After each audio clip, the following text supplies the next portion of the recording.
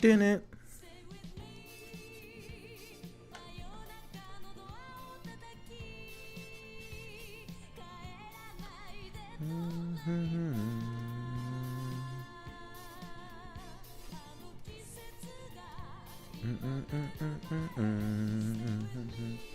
What up?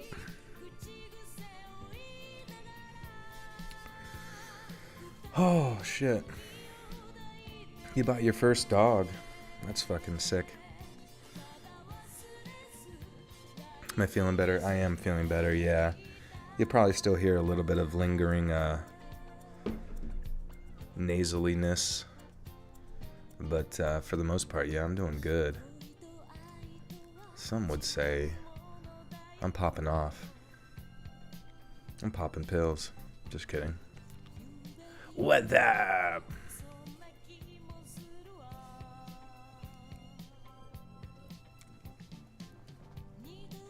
Oh shit. Kayla Smith. That's funny. I know a Kayla Smith IRL. But I can only cursorily see your image, and I don't think it's her. What is this song? Yeah, this is Stay With Me. That's all you need to know. It's part of that J-pop era in the 80s. Shit was fire. Shit was way better than that K-poop shit. No, I'm just kidding. David De La Rosa with the 2 says, hi Joe, how you feeling? I feel good though. I feel good. I feel great. Nick Zakzak with the 2 says, who plays Pokemon Go? One here. Yeah, anybody play that? I haven't played in a long time. My one friends are really into it. Going to raids and shit like that. Everybody tapping their screens till they exploded. You hear that sax, baby? Oh yeah. And Herman Lopez with the 2. Thank you, Herman.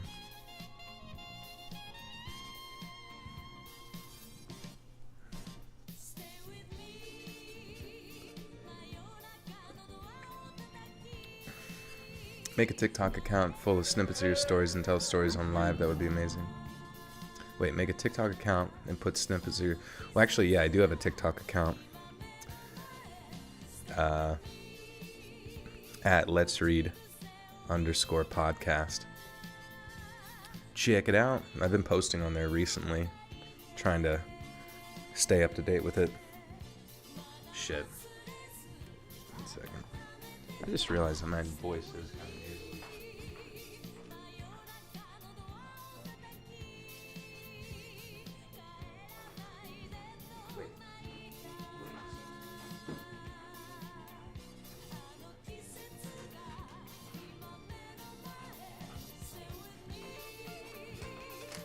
Sorry, yeah. Yeah, you don't realize. Like, because I'm definitely much better than I was. I'm not sneezing and shit all the time. But I just feel like my voice kind of like... The tough thing is, like, when you talk a bunch, it just, like... I don't know. It almost, like, makes your voice worse, you know? Hold on a second. I just wanted to verify that I'm in the clear within the nasal regions, because it does make it a lot easier to read when you can fucking not have a stuffed up holes, you know. When all your holes are stuffed, that's when things get precarious.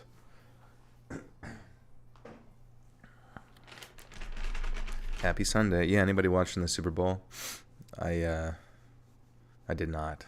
I mean, I checked the score, but I don't know. I just really don't give a shit about the fucking Eagles in Kansas City.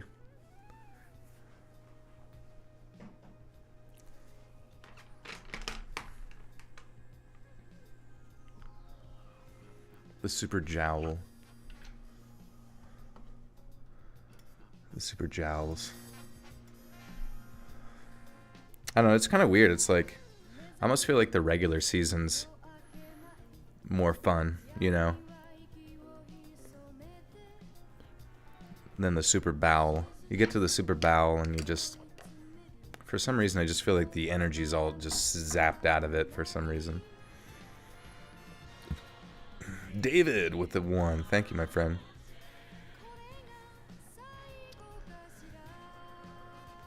Is YouTube being a turtle for you too, or is it just my internet? It might be your internet, just because I'm streaming at a higher bit rate, or not necessarily higher bit rate, but maybe a little bit more demanding, so you might just have to turn your quality on the video down.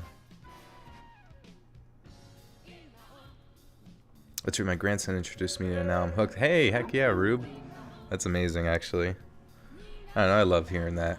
Somebody asked me earlier if, also, shit, I feel like my voice is my voice too loud when I'm talking? Somebody asked me if my IRL friends watch me, and actually some of them do, which is kind of funny. Like, they'll just chill and listen to Let's Read. And some of them, in a weird way, like ones I've met later, said that they, like, heard of me prior, which I thought was really... Like, my one good friend that I met through a coworker at work who was like my mom. The coworker was my mom's age, and we were tight. And then she was like... She mentioned me offhandedly to her son, who's like my age. And he was like, wait, no way. Like, I listened to that guy. And then we became friendos from there. We made out. No, I'm just kidding. But yeah, it was funny. It was random. You listen to every story. It's always crazy, yeah, when people have binged like all of the content. You like the new background? Yeah, that's Robin made that. Little lo-fi chill. I just wanted something, just like changing it up from time to time. Sometimes you need a new change of scenery.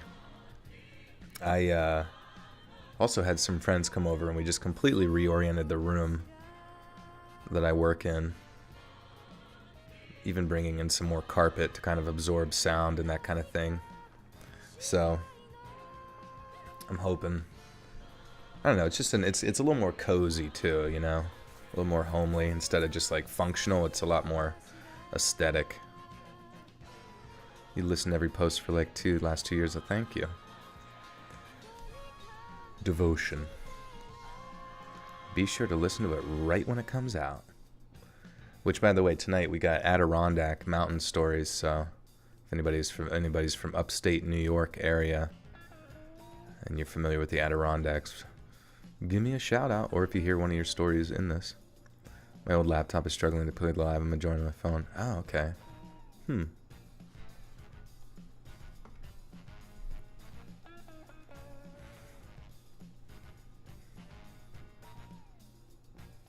Fry, what are you talking about?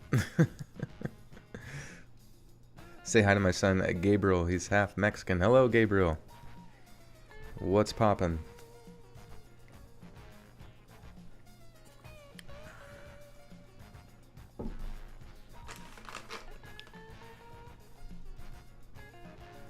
Oh, they added it. For some reason, when you said dungeon, I was just thinking, like, wait, are you talking about a video game? I don't know why that's where my mind went initially and not my actual contextual real life that I was just talking about. You love the wintry Christmas stories. Yeah, I hope you like the more recent winter video because, I don't know, just the background footage just kind of gives it a nice vibe. It's just the little things because I know my videos don't have a lot of visuals, so like whenever they do get to have something in there that feels like I'm amplifying it just a tad, to me that's exciting. Oh, you love the puppy? Yeah. How's the Puppy Bowl going? Is Michael Vick still the host this year? Or did they roll back that idea?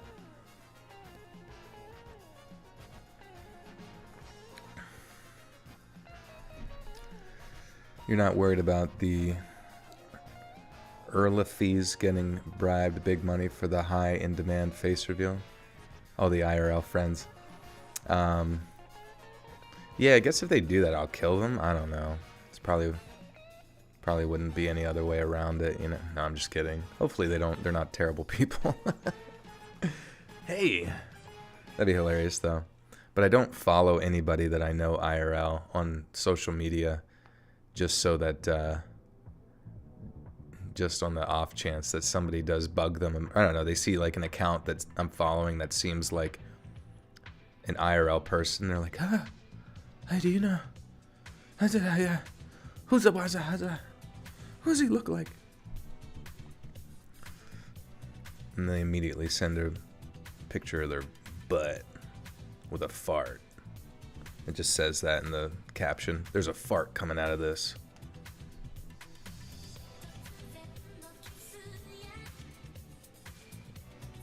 I follow them IRL, literally IRL. I do, yeah. I follow them around their property. I follow them around the compound. How long am I streaming tonight? You're at work right now. Yeah, so got another 8 minutes or so before we kick off the narration recording time frame. I think we got like 7 stories tonight to bust through. Usually it takes about 3 hours or so. 2.5, 3 hours. Which is usually the typical length of a live stream. 3 to 4.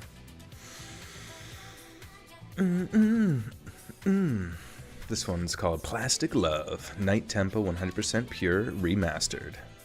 Night Tempo. I don't know, this J-pop shit just works, you know? It just gets me going. Do more Texan stories?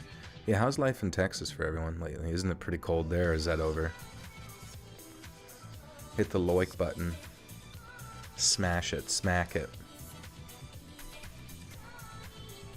Massive fan from the UK, almost 3 a.m. here. I got my wireless headphones in. I might be up before the story starts. That's okay. Good to see you, Sir Spookies.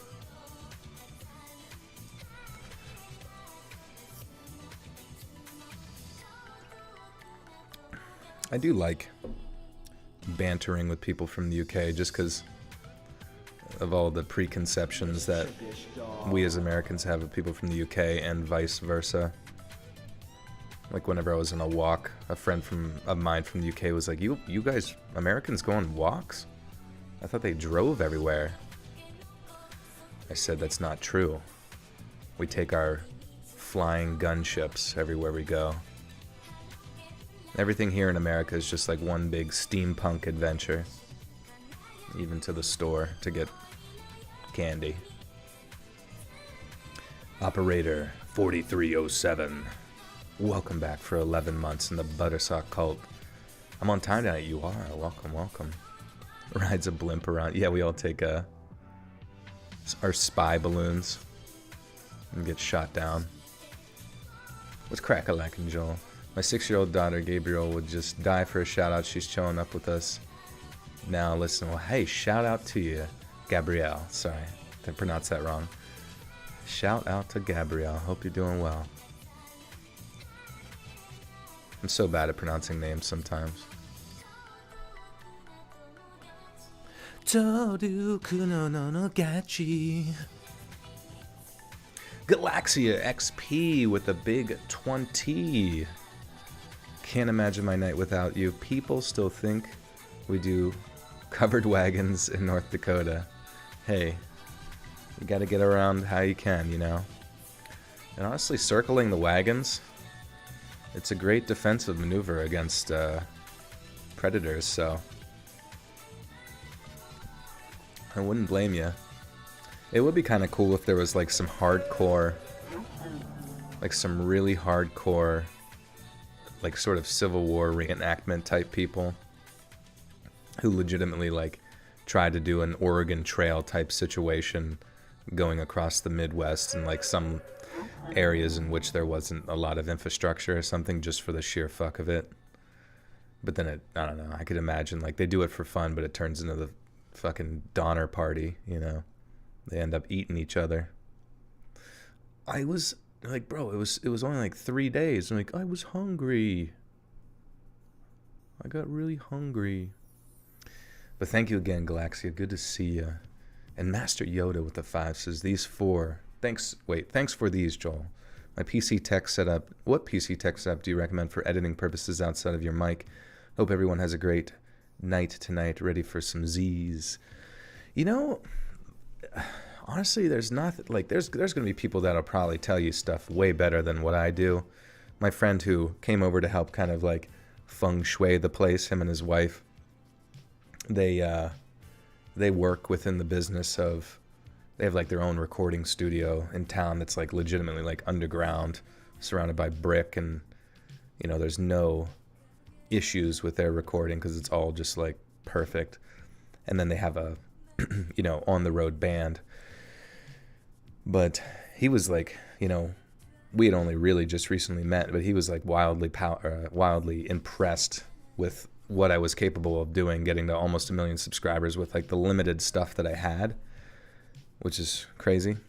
But honestly, yeah, I just have the H4n that records into the mic. Then I switch it over, connect it via USB to like move those files from the microphone over to Sony Vegas. And I just cut and chop in there.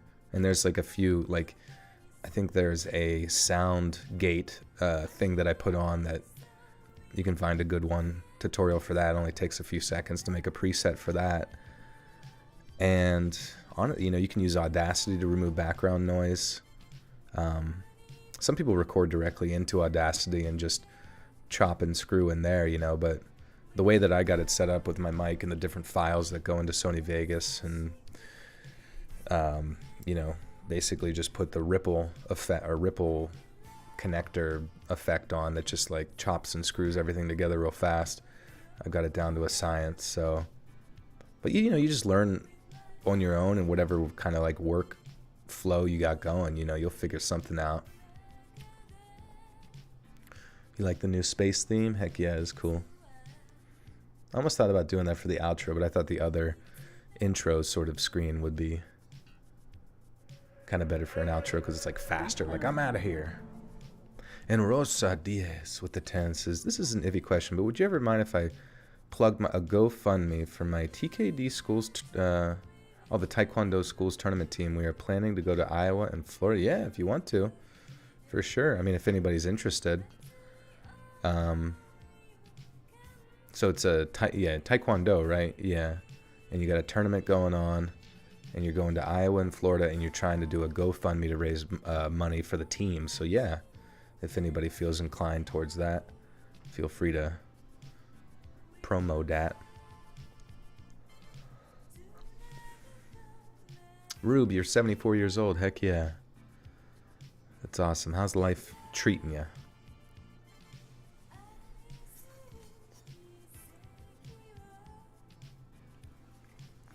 The lounge. Welcome to Joel's Lounge. Joel's Lounge.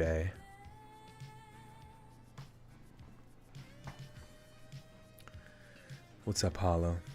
Yes, sir. Our kids are doing a lot of work, and I'm helping plan it out. Yeah, Rosa, if there's anything I can specify to people here right now that might be interested in supporting it, let me know. Will forever hold your peace, or forever hold your black belt up in the air in victory. My voice is neat. Thank you, thank you. It's neat. It's nice and tidy. Hello from Brazil. Hola.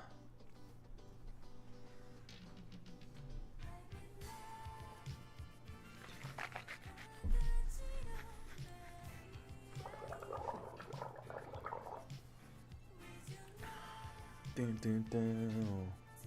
Also, you guys want to hear a little drum?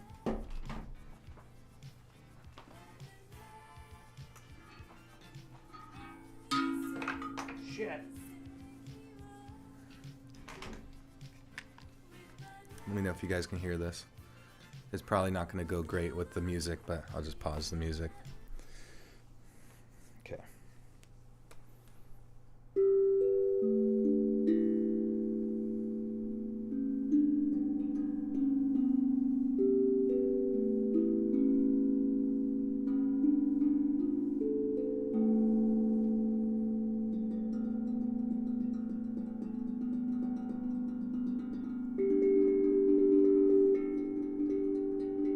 Can you guys hear it?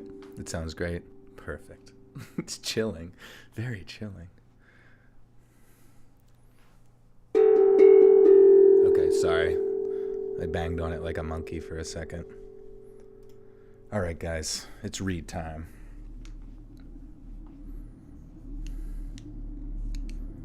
It's ready time. That was my favorite part of Let's Read when he said, remember it's reading time. Also, did you guys see the trailer for Fast X, the 10th Fast and the Furious movie? It's like the perfect amount of stupid as fuck, but I think people kind of expect that at this point. I saw somebody left a comment saying about like Peter Griffin being in the movie from Family Guy because it's all about family. I was just thinking, dude, if in the 11th movie, say like Vin Diesel, you know, just stops giving a fuck about his cash cow franchise, what if he incorporated some sort of animated Peter Griffin into the movie who just follows him around everywhere, says a joke, pink slips. God, that'd be so fucking amazing, though. I would love that so much. Sushi Two Shoes with the big 20 Buccarino says, I'd like to give a shout out to my uncle Dave, Rip Big D. Oh, rest in peace, Big D. Well, thank you, Sushi. Thank you for the 20.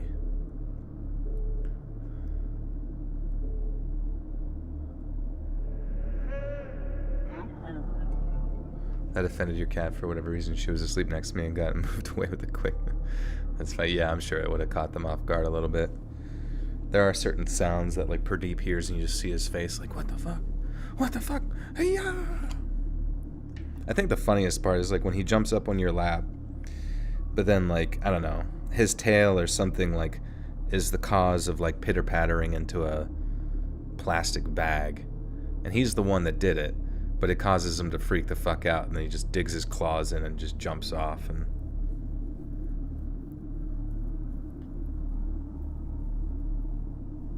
I'm buffering. Uh-oh. Shoot. Double shoot. You know what I recently did add? I added it here. Hold on a second. Let me get rid of that one thing.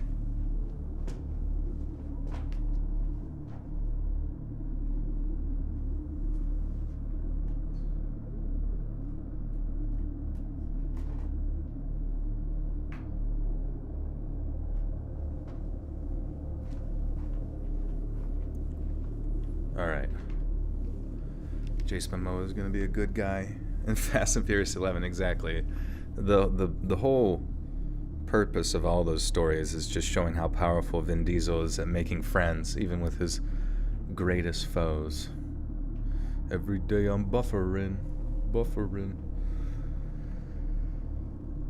I don't know much about tech stuff, to be honest with you, but I wasn't sure, like, hypothetically I had multiple things plugged into the modem, and say those other items were not that they were transferring data, but like that they could potentially transfer data.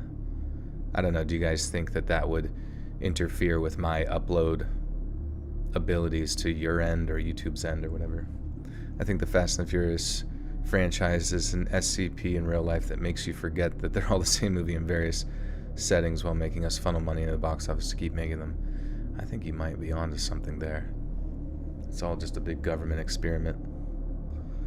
Vin Diesel, if you're reading this, I'm a feminist and I'm itching for a fight. I want to break a misogynist jaw today. Where are you at? I think Vin Diesel's been in these chats a few times. He was actually here last stream. You might have missed him. So if he comes back, I'll be sure to let him know that you're going to beat him up. All right. So my desk is like, it's technically the same, but it's just now my secondary monitor is on the left instead of the right, along with my PC tower. Am I gonna beat him up or beat him off? We'll have to. I don't know. In the moment, I might change my mind midway through. I might see him and his beautiful bald head. He might rev his engine, and I just might, you never know. People fall for him. Maybe that's why all the bad guys are just like on his side in the end. They're just like irresistible.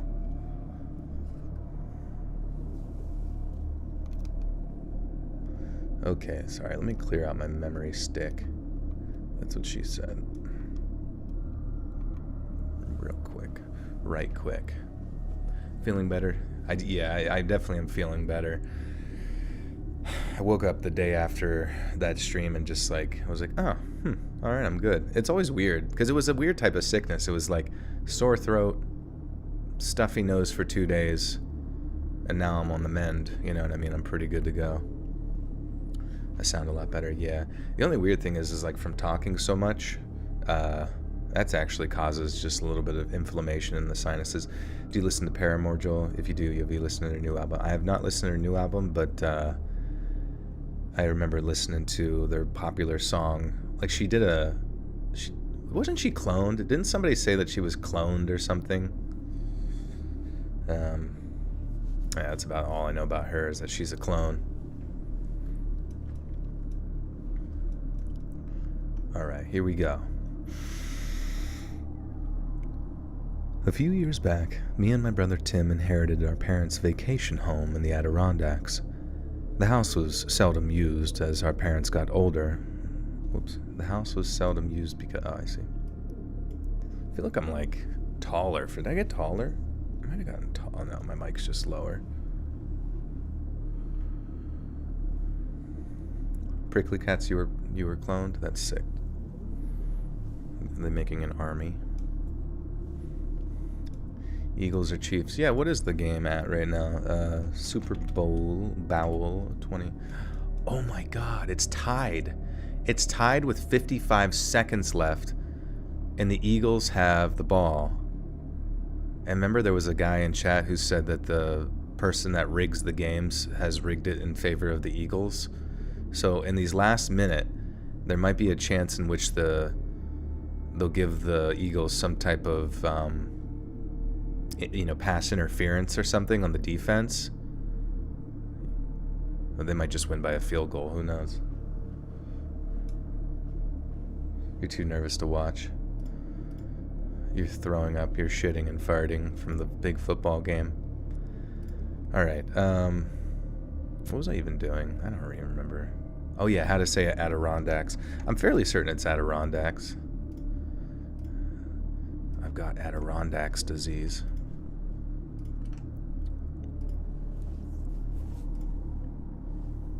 Adirondack. Okay, we're good. He is Groot. What are the odds that two brothers are on each team? I know, right? That is really wild. And they're both playing in the Super Bowl. That means that they come from some good stock. Their mom knows how to make them right. She was eating her Wheaties every morning during pregnancy. And then they were eating their steroids, so that's good. You're $500 up if the Chiefs win. There you go. A few years back, me and my brother Tim inherited our patient. Damn, I'm not saying this, damn. I gotta find my rhythm. A few years back, me and my brother Tim inherited our parents' vacation home in the Adirondacks. The house was seldom used because as our parents got older, the harder it was for them to travel up to visit the home. Tim doesn't live very far from the property, so he's been assigned the job of checking on everything to make sure that there aren't any major issues. We recently made the decision to list the house on the market. Tim was very much on board initially, but recently had been dragging his feet with providing the necessary signatures to move forward to the next steps. I understood and didn't push the issue because it was something our parents left to us and maybe he was having trouble letting go. But after one late night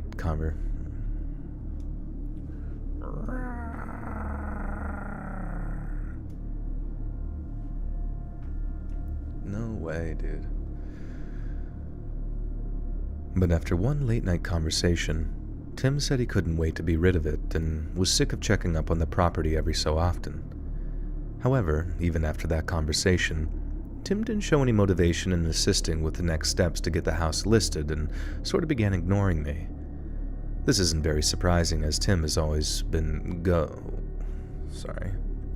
Some of the grammar just confuses me. It's like phraseology thrown into the random sentence.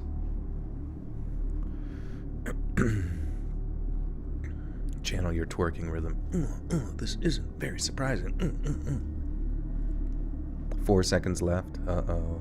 Wait, who has the ball? Whatever, just tell me whoever wins. It'd be funny if someone came in here, hey, spoilers. Spoilers on the big footy ball game. This isn't very surprising, as Tim has always been go with the flow, and I have always been more structured and regimented. After a few months of back and forth, excuses and feet dragging, I told my wife that I was going to drive up to the house to see what potential work needed to be done prior to putting the place on the market. She agreed and thought it would be a good... fuck, man. Kansas City up by 3. The Chiefs won. Oh, shit. I guess that guy that predicted... Huh. I guess the guy that predicted or whatever the whole rigged thing was wrong.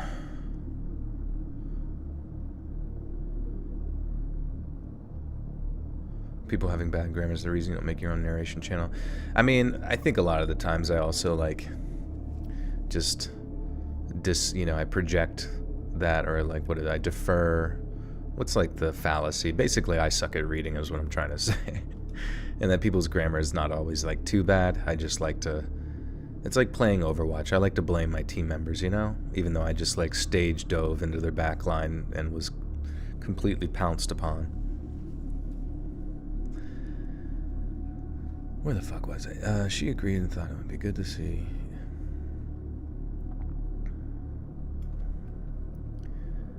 She agreed and thought it would be good to see Tim face to face and talk about some of the issues we've been having recently.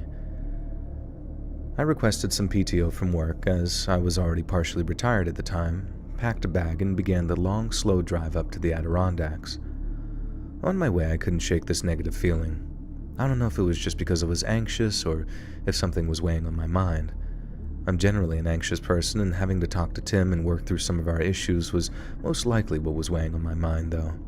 The closer I got, the more uneasy that I felt. After what seemed like an eternity, I arrived. The property looked very unkempt. The lawn, trees, and accompanying vegetation was mostly overgrown. There was also trash spread out through the area. Not like fresh trash or a ton of it, but old crushed soda bottles or candy wrappers that looked like they were ripped through by a squirrel. Like trash that was imprinted into the ground and wasn't blown away with the wind. The closer I got to the house, the worse it got. Not with the trash, but with the overall state of the house and property. The deck had a fire pit that had cans inside of it that looked like it was attempted to be burned during a previous fire. The firewood was all over and the grill was uncovered. There were also several pairs of shoes and boots on the deck, which seemed really odd. The locks were still the same, which was a welcome relief when trying to get in. As soon as I walked in, I was met with a punch to the nostrils. Oh, I see. I thought he actually got punched, but it was like a euphemism. Vulture! Welcome back for 5 months. Who farted? Hopefully me. I could have been drafted in the NFL if it weren't for my athletic inability. Didn't you say you were a grandmother?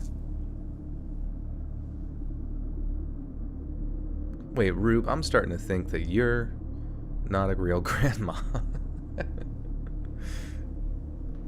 What's up, Skittles?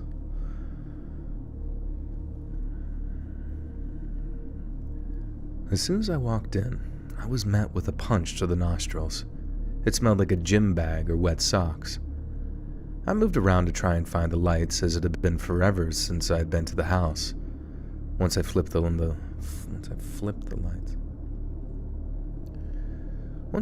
lights on, I saw stuff all over the place. Stuff like someone was living there.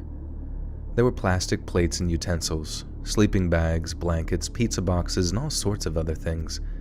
I began to move carefully throughout the house, watching my step with adrenaline and anxiety pumping through. God fucking damn it, I just I don't know why. I just can't seem to find my vibe with the story style writing. Because it's sometimes I don't fucking know. It's doesn't have the pacing. It just feels strange. And then it's also the paragraphs are fucking massive. It's whatever. I'm just bitching about nothing. Nothing. Defok, hope you get some sleep, my friend. I began to move carefully throughout the house, watching my step, with adrenaline and anxiety pumping through my body. I pulled out my phone to call Tim, but no answer. The kitchen was a frickin' mess, with what I assumed was spaghetti or pizza sauce all over the back of the stove and wall. I didn't find anything else on the second floor outside of, again, some blankets, pillows, sleeping bags, and clothes, which were not in the dresser but sprawled out in beds and floors. Once I confirmed that no one was actually in the house, I stepped outside and tried Tim's cell phone 2 more times. No answer, but within about 5 minutes he was calling back. As soon as I answered, I unloaded and asked why he was lying about going to check on the house all this time, and that now, due to his negligence, we had squatters who were living here and destroying the place. I went up and down for about 5 minutes, really venting out my frustrations and how angry I was. I was at him and... What? Wait. What the fuck? That's not sauce, Chuckles. My best friend Chuckles. Rube, you lied to me. You made me say hi to your grandkid and it doesn't even exist. You stinker.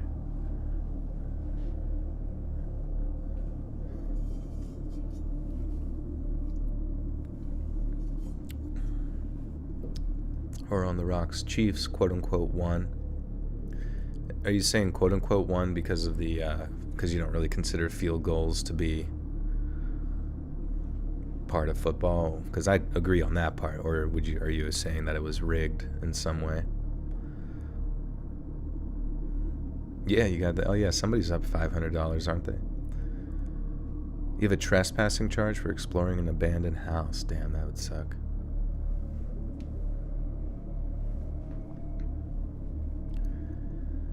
I went up and down for about 5 minutes, really venting out my frustrations and how angry I was at him and how he never ever assumes any responsibility for anything. I probably said 1 or 2 things I shouldn't have in the heat of the moment. Tim didn't interrupt. He waited until I was finished and came out with a confession. Apparently, Tim was allowing people to rent the house and was charging them weekly to some extra... God, I can't fucking make it through this shit, man. Apparently, Tim was allowing people to rent the house and was charging them weekly to make some extra cash since work had been slow. The same group of people had been living there on and off for years without my knowledge. I was floored. 1, I couldn't believe he did this for so long without even discussing it with me, and 2, no wonder he was stalling on any potential sale. He was getting steady income week after week. I let Tim know that this was ending now, and that he should contact whoever he needed to get their stuff out of the house so I could begin preparing it to be listed as soon as possible. Tim tried to go on with some excuse of needing more time, but I cut him off and told him to just do it, and I hung up. I went and found a local hotel to stay at for a few days before I returned to the house, and I used that time to fill my wife in and vent and do some much-needed shopping for supplies and other items I would need to fix up and clean the house. Once I got back to the house...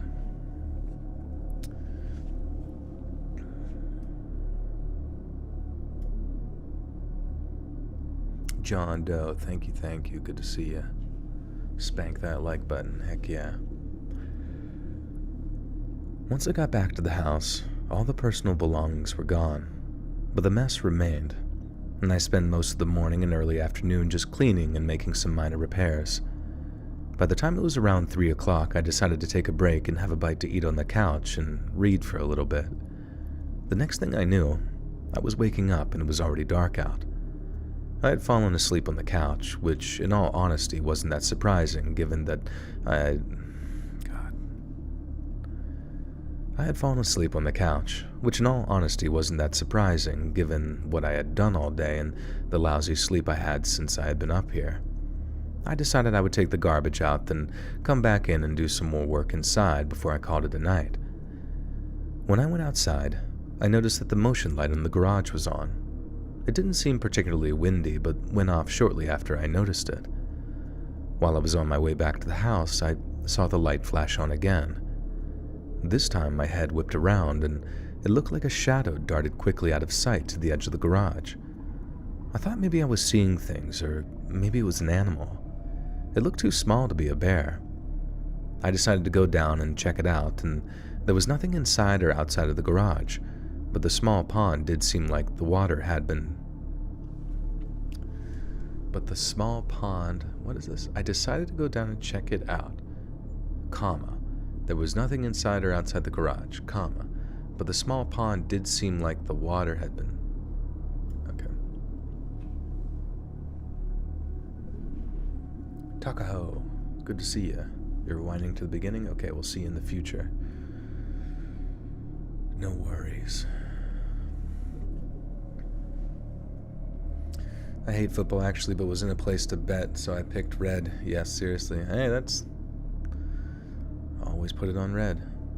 Do you have a laugh when hearing your old videos that you first posted on your channel versus today?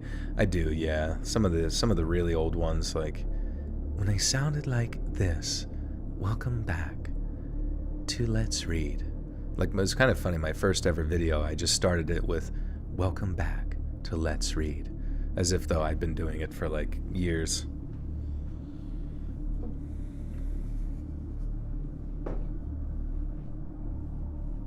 You know what was weird? That really confused me was that those Chinese spy balloons or whatever the fuck is going on right now. I was honestly really confused because they made it seem like other unidentified objects up north in like Canada and stuff were like I legitimately thought people were talking about like UFOs and shit, like actual UFOs. But it was just really strange that the narrative would go from Chinese spy balloons to then like people talking about them being, I mean, technically they would be UFOs if you didn't know what they were, but like it's strange that the sort of narrative wouldn't just immediately go right to that, you know what I mean? So I don't know if that's like a deflection method so as to confuse people or something, like, oh, it's just probably aliens. It's certainly not a foreign nation or anything like that. It's just, I don't know, that was a weird way to like divert people's attention away from the original thing that happened 1 minute ago. I don't know, it's fucking stupid. Anyways, I decided to go down and check it out. There was nothing inside or outside of the garage, but the small pond did seem like the water had been disturbed. It had ripples like someone skipped a rock across it. I went back to the house and put on some music and went back to cleaning and repairing some molding. After another few hours, I was bushed and decided to call it a night. I got into bed in one of the recently cleaned second-floor rooms and started to drift to sleep. And suddenly, I heard a tapping noise on the metal roof. It sounded like rain, but I didn't think it had been raining outside. I checked and it wasn't raining, and it sounded like water was hitting the roof. I sat there for a minute seeing if it would stop, and it didn't. I went outside to see if I could see anything on the roof. Maybe it was a tree branch or something. There was nothing on the roof, but I did notice that the ground was wet. The deck was soaked and the dirt on the deck was wet as well. I followed the trail back to the garage where the water had stopped, right outside the pond, which again had ripples. I had my cell phone out for light and began to scan it across the garage and over the pond. As I was looking in the small pond, I saw a reflection of the top of a head. Oh shit. This is like a fucking Navy SEAL staring at him. The balloons. Yeah, maybe it was just a viral marketing for It Part 3.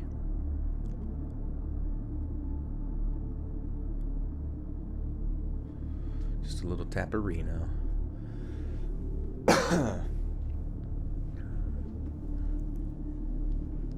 It's a skin squawker. Among Us. You guys remember that game? Ohio. As I was looking in the small pond, I saw a reflection of the top of a head and 2 eyes. I froze for a second, and then let out a groan, yell, and gasp. What? I froze for a second and then let out a groan, yell, gasp. I really don't know what it was. And all right. I feel like that's not where you would do like comma. I don't know. Can someone tell me what's so great about Rihanna? Well, she was made in a lab, so that's always an impressive feat for science. Beyond that, she doesn't do interviews, so it makes her more mysterious. And yeah, I guess that's pretty much it. And, you know, you kind of have her music forced down your throat at all turns, so that kind of helps the marketing aspect. Did the Oreo cookies win the Super Bowl? I hope so, man. I hope so. I remember there was this game called, what the fuck was it called? Backbreaker. It was like a football game that used like a physics engine for their tackling system, which was pretty cool. It used the Euphoria engine. And the only bad thing about that game is it had like a really, really shitty camera angle. So even though it would have been great if it was just like a Madden clone, but with good camera angles and, Madden clone with cool tackles, like unique tackles, kind of blitz style, I guess. They kind of ruined it with like a behind the back style tackle system, but it ended up turning itself into like a mobile game, which kind of I feel like worked better anyways. But I remember they had a really, really in-depth custom team customization stuff where you could like make the team and then make their uniforms with like a ton of like options and make some cool logos for them and stuff. And I remember making I think they were called like the Dairy Queens. I don't know why I named it that, but I remember like making like a 1-to-1 ratio, like perfect emblem of like the Dairy Queen logo. And yeah, that's pretty much the end of my stupid story, so okay. I froze for a second, and then let out a groan, yell, or gasp. I don't really know what it was, but I just ran back to the house as fast as I could. I called Tim in a panic to let him know what was going on. He said he was on his way. I turned off all the lights in the house so I could try and see if whoever was down there was making their way towards the house. As I hid behind the curtains, trying to look outside without being seen, I saw someone crawling up the dirt path towards the house. Yes, they were down on pretty much all fours, slowly crawling towards the house. I ran and made sure all the doors and windows were locked, and when I got back, I didn't see anyone there anymore. I checked the other windows to see if I could see a trail of water or any sign of movement. Then, once I made my way back to the kitchen, out of the 2 small windows, I saw someone standing right in front of the window. They were absolutely still. I have no idea if they could see me, so I just froze in place. And after what seemed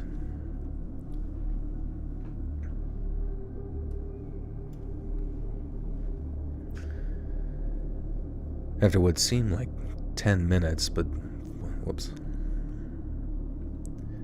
and after what felt like eternity, but was probably only 10 minutes, I heard a car pull up to the driveway, which I assumed was Tim. The figure suddenly darted out of my vision, and then I went outside to meet Tim and let him know what was going on.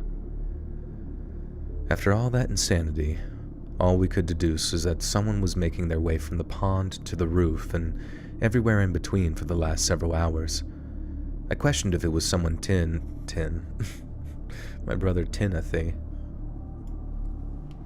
Halftime show was Well, since I was like a young child, I always thought the fucking halftime show for the Super Bowl was like the dumbest shit ever. I don't know. I just, well, I guess the best was whenever Michael Jackson's sister's like titty popped out. Remember that shit? See, that's what needs to happen. We need more just like accidental nudity, Just sudden and abrupt X-rated content. I just feel like that would be more family-oriented. I questioned if it was someone Tim had to kick out of the house, and he had no idea. The next morning, I made the decision to hire someone for the remaining cleanup and repairs, and I never went back to that house in the Adirondacks before we, thank God, eventually sold it. Wardrobe malfunctions, that's what I mean. Janet, yeah, Janet Jackson. Or was it Michael Jackson? It might have been Michael Jackson, and his... It would have been funny if, like, he came on the next year and then his, like, wiener fell out or something. Or maybe, like, you know, Justin Timberlake goes to, like, rip at the shirt, but then, like, a wiener falls out from, like, the boob area. That would have been more exciting, and then they just never explain it, what the fuck just happened. Nobody in the news talks about it, and they just start talking about UFOs again to distract everyone. He was dead already? Jesus. No, he wasn't, was he? I thought he died, like... I don't know. I just like to pretend he never died. Hee hee! You can still hear him.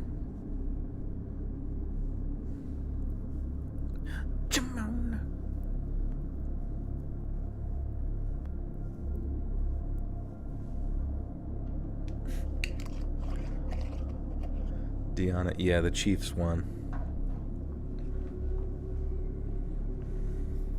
He died in 2009. Well, when did the titty incident occur? It happened right after the bite of 87, probably. The titty of 09, featuring Janet. Wait, when did Janet Jackson's boob tumble out of her shirt at the halftime show, Jesus Christ. Janet Jackson's Super Bowl wardrobe malfunction, 2004. Okay, yeah, 2004. So, what the hell? Her boob's out, but she's got a pasty. Oh, weird. It's like a nipple piercing, but it's like a sun. Holy shit. Maybe it was like some weird Illuminati shit, and they were like, it was all pre-planned. It probably was pre-planned. They were worshiping Raw. WWE Raw. Jacob Bowling, speaking of WWE, with the 4. Thank you, Jacob. Good to see you. I mean, I feel like if you were going to have a wardrobe malfunction, like how convenient that your nipple has a little sun on it.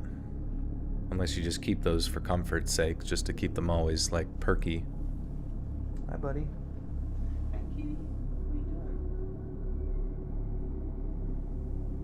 Pradeep is a big fan of the new room orientation. You thought yeah, maybe, you know, honestly, Justin Timberlake probably should have went to jail for that. That was really dangerous, what he did. Let me first say, I hate nature. I'm sorry if saying that bothers anybody, but it's true. I hate the smell, I hate bugs, I hate getting lost. I just hate it all. I know that makes me sound like some pessimistic person, but I have my reasons. My family used to go camping every year, and I always hated it. My parents would force my sister and me to hike whenever we went on these trips. When I got older, I would stay in the car and listen to music because I wanted no part of the outdoors. When I was finally 18, I moved away from my family, far away from nature, and I spent nearly 5 years in Chicago until I got one dreaded phone call that I'll never forget. My dad called me and told me that my sister was missing. Again, not to sound pessimistic, but it didn't surprise me, unfortunately. You see, my sister had some issues when she got older. She got involved in things and with people that were less than ideal. I basically dismissed my dad, claiming I had no important things to worry about. I had more important. I'm already thinking that this is like story 1 for sure. This is like starting a nature video with I hate nature and then about a missing person. I'm liking where this is going. Jacob, you might be wondering what I'm doing right now. I'm listening to Motorhead and listening to Joel, so I got it made. You're listening to Motorhead and me at the same time? Your brain is going to explode. I hate sunsets. I hate hiking. I hate oxygen. I hate mother. I hate Mother Nature. I hate the circle of life. I hate whenever like dung beetles run away with a big, spherical pile of shit and I don't get to eat it. It's bullcrap. Why do they get to have all the fun? I basically dismissed my dad, claiming I had more important things to worry about, and I hung up the phone. A minute later, he called back in tears, and I'd never heard my father cry. He told me this time was different. Whenever my sister went off the grid in the past, they could always track her down, but this time they couldn't. He knew something was wrong, and he begged for my help since my sister was disabled and really couldn't do much. I just flew home right away, and my dad gave me all the information. The last they talked to her was in some small town in the Adirondack Mountains, and she sounded scared and nervous, almost like she was being forced to say that she was okay on the phone. Me, my dad, and my family friend, who was a retired detective from the police department in our hometown, made the trip to the mountainous region. Of course, why wouldn't it be in a mountain town like this, I thought to myself. After we arrived in town, we started kind of asking around, asking if people had seen my sister, showing them pictures and whatnot. And this seemed like just some futile task until some random guy claimed not only did he see her, but he knew who she was. This was the kind of guy that you wouldn't want to talk to. He was dirty and smelled like sewer water. His teeth were yellow, and we could barely understand this guy. And he said in this just gruff voice, Yeah, I know her. She's with Mike. That's Mike's girl. Why, you need Mike's girl? Our family friend very calmly talked to the guy. He put his arm around him and they talked for a few minutes. I couldn't hear anything they were saying. I saw him give this dirty guy like $20 or something, and he pointed to the distance. What the fuck? Put his arm around him. Hey, what do you think about $20? Like, I love how your first instinct is like, okay, this guy's telling us information. Let's bribe him. He's like, all right, I would have told you anyways, but whatever. I saw him give the dirty guy $20, and he pointed to the distance and was explaining some type of direction. We said thank you, and all ran to the car and drove to where this guy was describing. There was a beat-up old sawmill about 2 miles down the road. Behind the mill was a path. There appeared to be footprints in the mud that led down the path. It was still bright out at this point, and we made our way down the trail for a few minutes until we came to a garage type of fuck.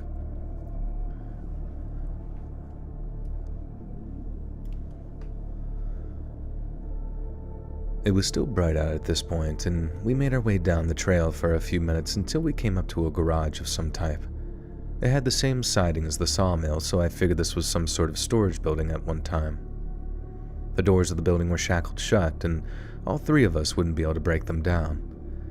At this point, I wasn't even thinking about how that dirty guy knew exactly where to go, and I probably should have. I was just so focused on getting to my sister. I made my way to the rear of the building to a small window, and I peeked through the window, and I was disgusted and enraged at what I saw. The building was a mess on the inside, and even more horrifying was I could see my sister lying there on the hard floor. I started to yell and bang on the window, trying to get my sister to budge, and she wouldn't. Not caring at all about this building, I broke the window and climbed in. When I finally got to my sister, I was briefly relieved that she was still breathing. I tried to get her attention, but she was completely unconscious. Then I realized I'd never thought about a way out of the building. The window was just high enough that I wouldn't be able to get us both out without cutting myself, and the door was shackled tight. My dad ran over to the window and started to bang on it. I turned and looked, and he said in a frantic voice that someone was coming up the path and to hide. I put my sister down and hid behind a curtain that hung in the back of the building. The door opened, and I couldn't believe my eyes. It was the dirty man from the street. He went over and picked my sister up and sat her on the couch. You, have some friends looking for you. Have they been here? Yeah. He stopped speaking when he noticed that the window was broken. He got up and looked intently. Man, this one's a bit much. God.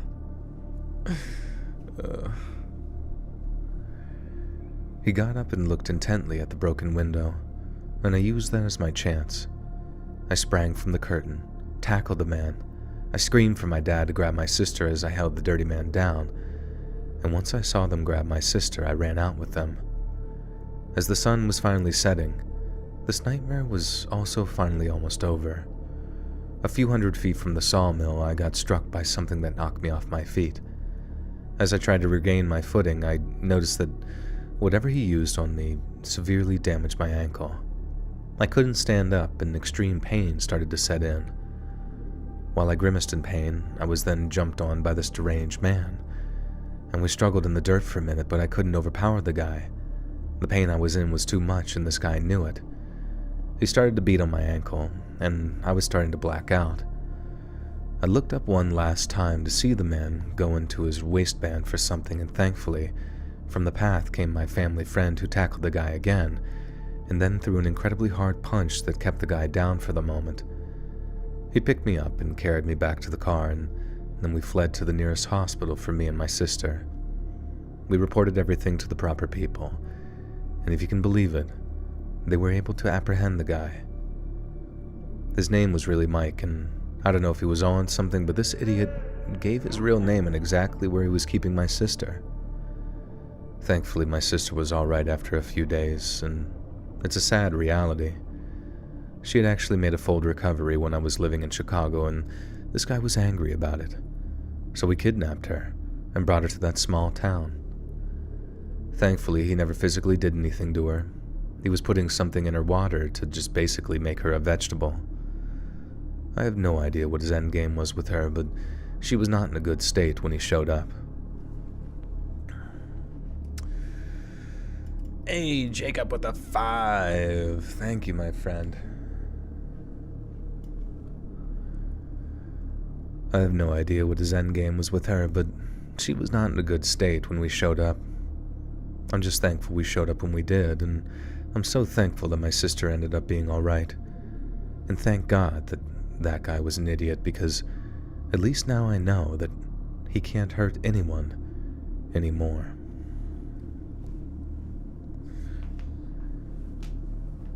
Oh my god. What the fuck was that shit?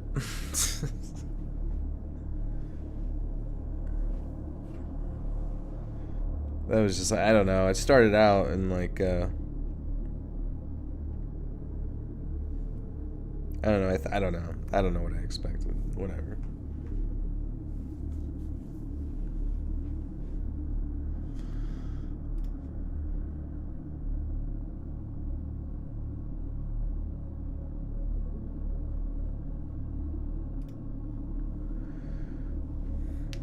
Anyways, Joel is number one.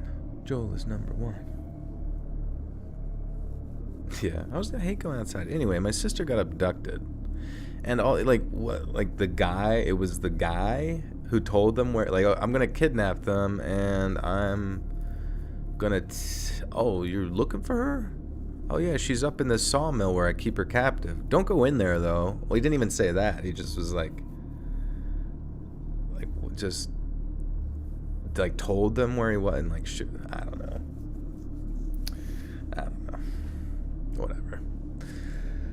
Whatever the fuck ever. I don't give a shit anymore. Kelly B with a 4. Thank you, Kelly. Good to see you. A friend of mine told me to write down my story and share it with you. He said it could be therapeutic for me, so here's my best effort to share the worst experience of my life. I'm also going to change the names of the people involved in the story for privacy reasons, and I hope you understand. One of my best friends from college was getting married and asked me to be a groomsman. Of course, I accepted and looked forward to the opportunity to spend some time with my old friends from school. I had graduated 2 years prior to getting the offer to be a part of his wedding, and It had been just about that long since I saw most of these guys. Not too long after, I got a call from my friend Josh, who was to be the best man. He told me all about the bachelor party, and it sounded amazing. He rented a cabin out in the Adirondacks. I know to some that may seem like a lame bachelor party, but this was ideal for us. We weren't the party type of people, and we didn't enjoy going out. Back in our senior year of college, we took a weekend trip to the Adirondacks to hike and play Dungeons and Dragons in the cabin that we rented. We all attended Syracuse University, which was only a few hours away from the Adirondacks. It was one of our favorite weekends from college, so Josh figured that we could recreate the memory for the bachelor party, and I thought that was a great idea. Adirondacks is pronounced Poconos? What are you talking about?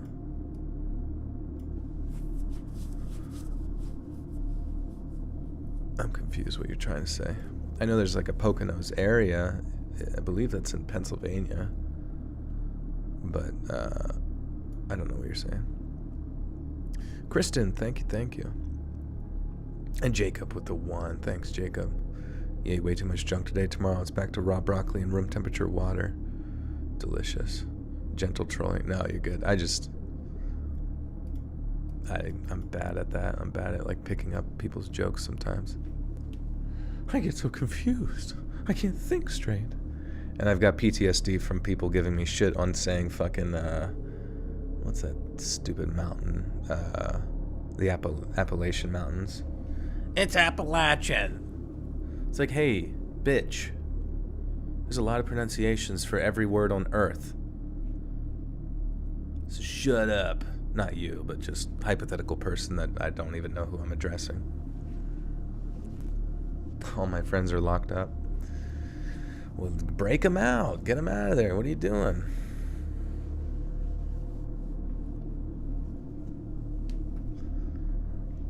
Go get a horse and buggy, put a big rope around the bars on their cell, and shoot a gun in the air, and it should spook the horse, and it should rip the whole wall off. And you make a great escape.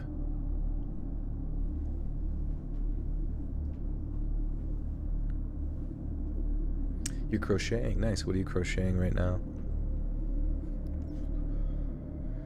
Yeah, we say root, not route, like you guys.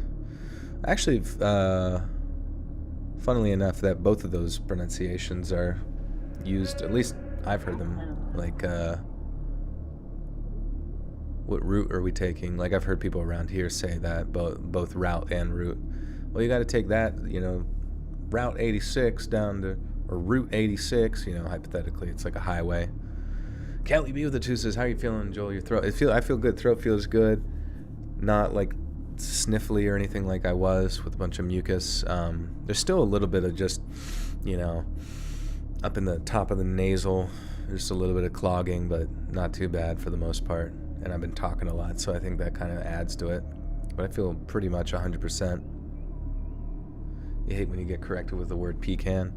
Yeah, it just doesn't make any sense. Like, I could understand to some certain degrees, but if historically a word has been, like, pronounced multiple ways by multiple dialects or regions or whatever the fuck it is, then you just kind of have to accept that for what it is, and not everyone can be exactly like you. You didn't have COVID, did you? I don't think so. Some people said that COVID was kind of or at least the evolutionary form that it's in right now is like a mild upper respiratory version of itself. So maybe that was what it was, since it was like throat, like it was basically 1 day of throat shit, throat goat, and then 2 days of nasally sniffles and sneezing. Is coupon or coupon? Yeah, I hear old people say coupon. I get some coupons. Pecan. Can you do a COVID poll? Who had it or who had not? No, I don't really want to do a COVID poll. I feel like YouTube would see that and be like, they're talking about COVID. Kill them. Kill them now. Send COVID to their house. KB, welcome back for almost a year with 11 months in the Buttersoft Cult. Says, hey, yo, finally caught another live. It's been too long. How are you doing, man? I'm doing good. KV, I'm cruising and schmoozing. Thank you. Miss Rocket Red, hey, from NorCal. Nice. What mountainous regions do you got in NorCal? I hear it's pretty mountainous up there.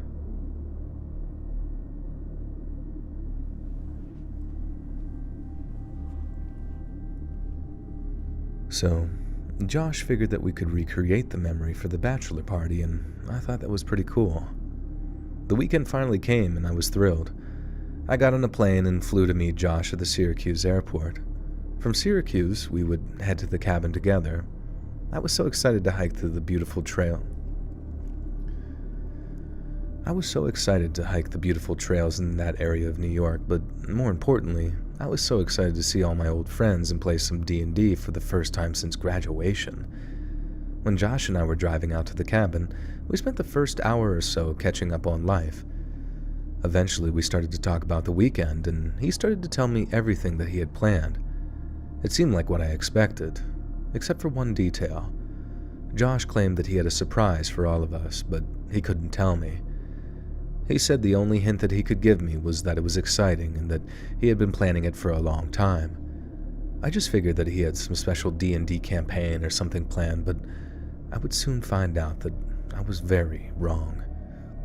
We got there at around 3 p.m. on Friday and set up the entire house. The cabin was nice, but nothing special. We all had our own rooms, and that was awesome. The selling point was the view. Every room had a stunning view of the mountains in the background. Josh told me not to say anything about the surprise until Saturday, so I kept my mouth shut all day and night on Friday. We spent Friday just hanging out and playing some D&D and talking about our lives. And on Saturday, we all woke up early and went hiking around the area where the cabin was located. From our front door, there were miles of trails that were able to be hiked, and we most assuredly took that advantage.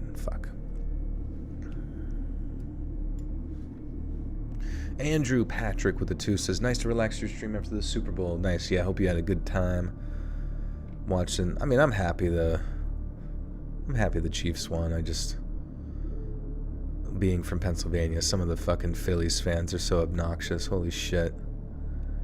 Like, if there's ever someone to put a fucking brick through your window because you don't like their team, it's the fucking Philadelphia Eagles fans. I don't know what the hell's wrong with them, but it's a religion.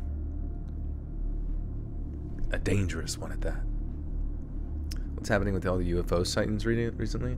Well, yeah, that's what I was saying earlier, is I think they just changed. It was Chinese spy balloons, and I think that there's a lot more of them, either coming out of atmosphere or something like that, and that they're just calling it UFOs now just for,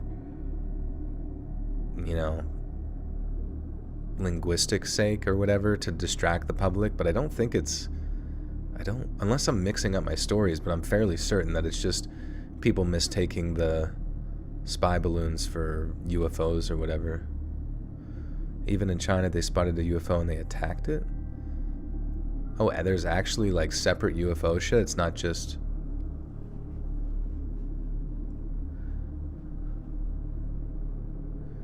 You thought they lost because I thought you were going to get an easy week at work.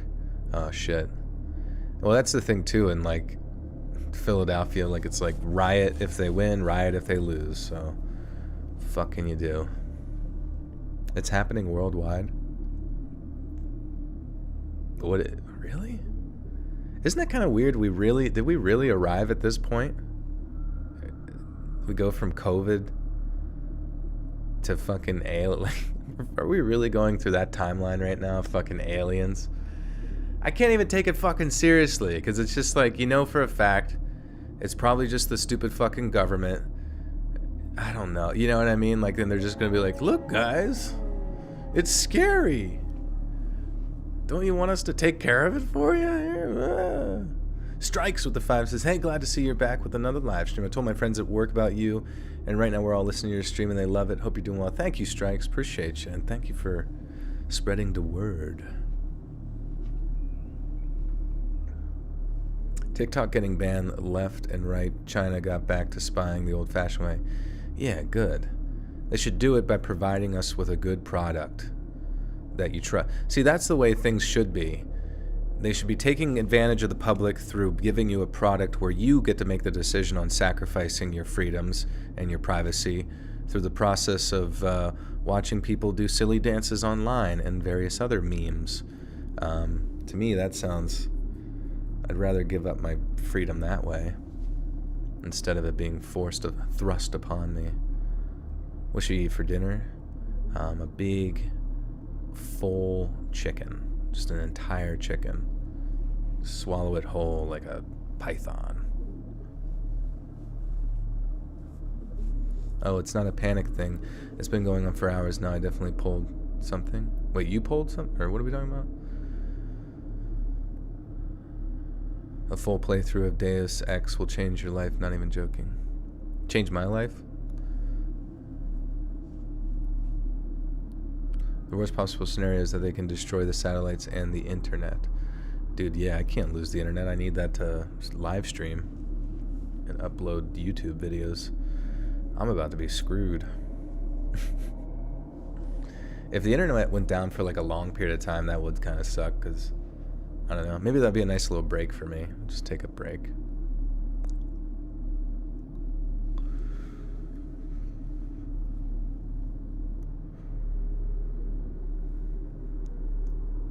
Well, that's what I'm confused, is like, so is the UFO sightings thing different from the Chinese spy balloons, or are the stories getting crisscrossed, or is it like, is there actually like these pill-shaped saucer things?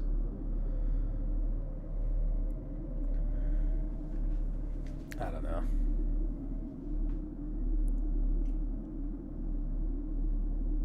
These UFO sightings seem like a distraction from the poisonous cloud in Ohio that's already killing them. Dude, I heard that they blew up some fucking, what was it? Like some overturned truck. And then I don't know, they blew it up to contain the stuff, but then now it's going to create like a poisonous cloud in that area. I don't know, I'm so bad at talking about this shit because I don't look into it much other than just like superficial shit. I don't know, everything's just one big distraction. And I think that's the tough thing too, is like, we as humans really are not meant to like absorb this much fucking information all the time, you know what I mean? You see this thing and you see that thing and you're really into it for a second, but then if you really take a step back, just take a step back from yourself, from your social media, and just think to yourself, is there anything I can fucking do to help whatever cause I think I'm a part of, or any of that sort of thing? And do you really think what you're doing, if you're doing it online, is really even accomplishing really anything at all? I mean, sure, you can talk about ideas and discuss them, you know, do that all day, but I mean, usually that amounts to jack shit anyways. But like, I just don't really think people are supposed to be like inundated with so much doom and gloom stories non-fucking stop, you know what I mean? It's just like, hey, this happened all the way in the crowd. You know, you're just not supposed to hear that stuff as a human. You're supposed to like hear about your community, hear that fucking, you know, John is shitting in the church again, and he keeps shitting in the church, but not in the toilet part. He keeps shitting on the fucking pews and on the floors and stuff and smearing it everywhere, and he keeps smoking meth, and then eventually somebody goes down there and hits him in the head with a bat to make him stop, and now that's a big deal. And that's about the extent of the drama that should be incorporated into your like day-to-day psyche. You know, it's just, for the most part, it just seems a bit much.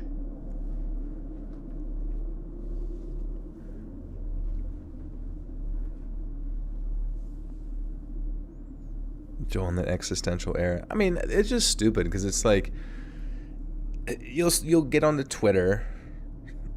Well, first off, red flag, you know. You get on there, you get on any fucking site, and it's like, the whole idea of the constant doom and gloom stuff is just to sell you something, you know what I mean? It's to sell you through clickbait. It's to sell you through, because we as humans kind of crave chaos. Like, we need, like, sometimes our lives are just like so decadent and easy that we just need like chaos simulated, you know what I mean? Whether that's through movies or whatever, and eventually we just get tired of movies, so we have to absorb it in this sort of like slightly distant, slightly not like sensation of reality that we eventually forget anyways. You know what I mean? We fucking forget everything. Like, how many, like, think about the shit that you were upset about 2 years ago. Do you even fucking give a shit about that stuff anymore? No. Do you even care about that thing from 2 weeks ago? The only thing you probably legitimately care about right now is like, when's the next time you get ice cream, or when do I have to poop, you know, I gotta go use a shit in a can. And man, what it's going to be in my Tupperware container for work tomorrow. Oh, I hope it's not the bad stuff, the green goop. I hope it's the brown goop. I don't know. You know what I mean? Yeah, exactly. Leslie, you got it down pat. Where's dinner? I don't know. I'm kind of rambling about stuff. I don't really have an end to this, but it's just silly nonsense.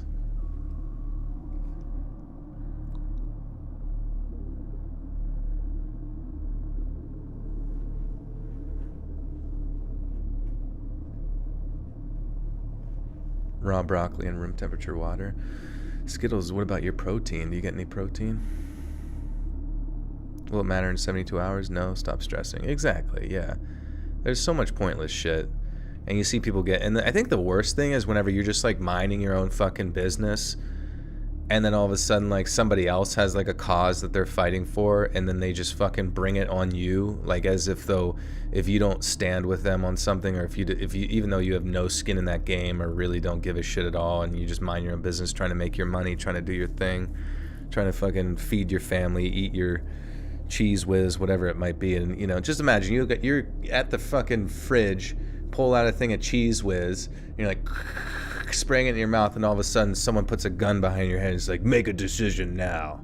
Are you on my side or you're not? And you're just like, yeah, I guess. Okay, good.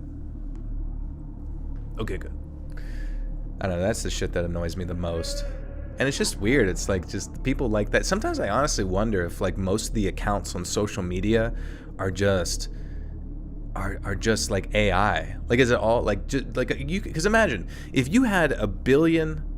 We don't need a billion. Say you had 10 million fake accounts on the internet, right? You could create all sorts of chaos with 10 million. It didn't even have to be chaos, but you could create an entire movement or whatever you want, or just like and most of it could just be like inadvertently creating like viral marketing or some shit. You know what I mean? Like, you could do anything you want with 10 million accounts, because I think that's a lot of the times like where we fall as people, is that we're Devoured Eagle, thank you for the 25 MX Buccarinos. Preach, King, thank you, Eagle. I don't even know what I'm preaching about. I'm just fucking saying words, but I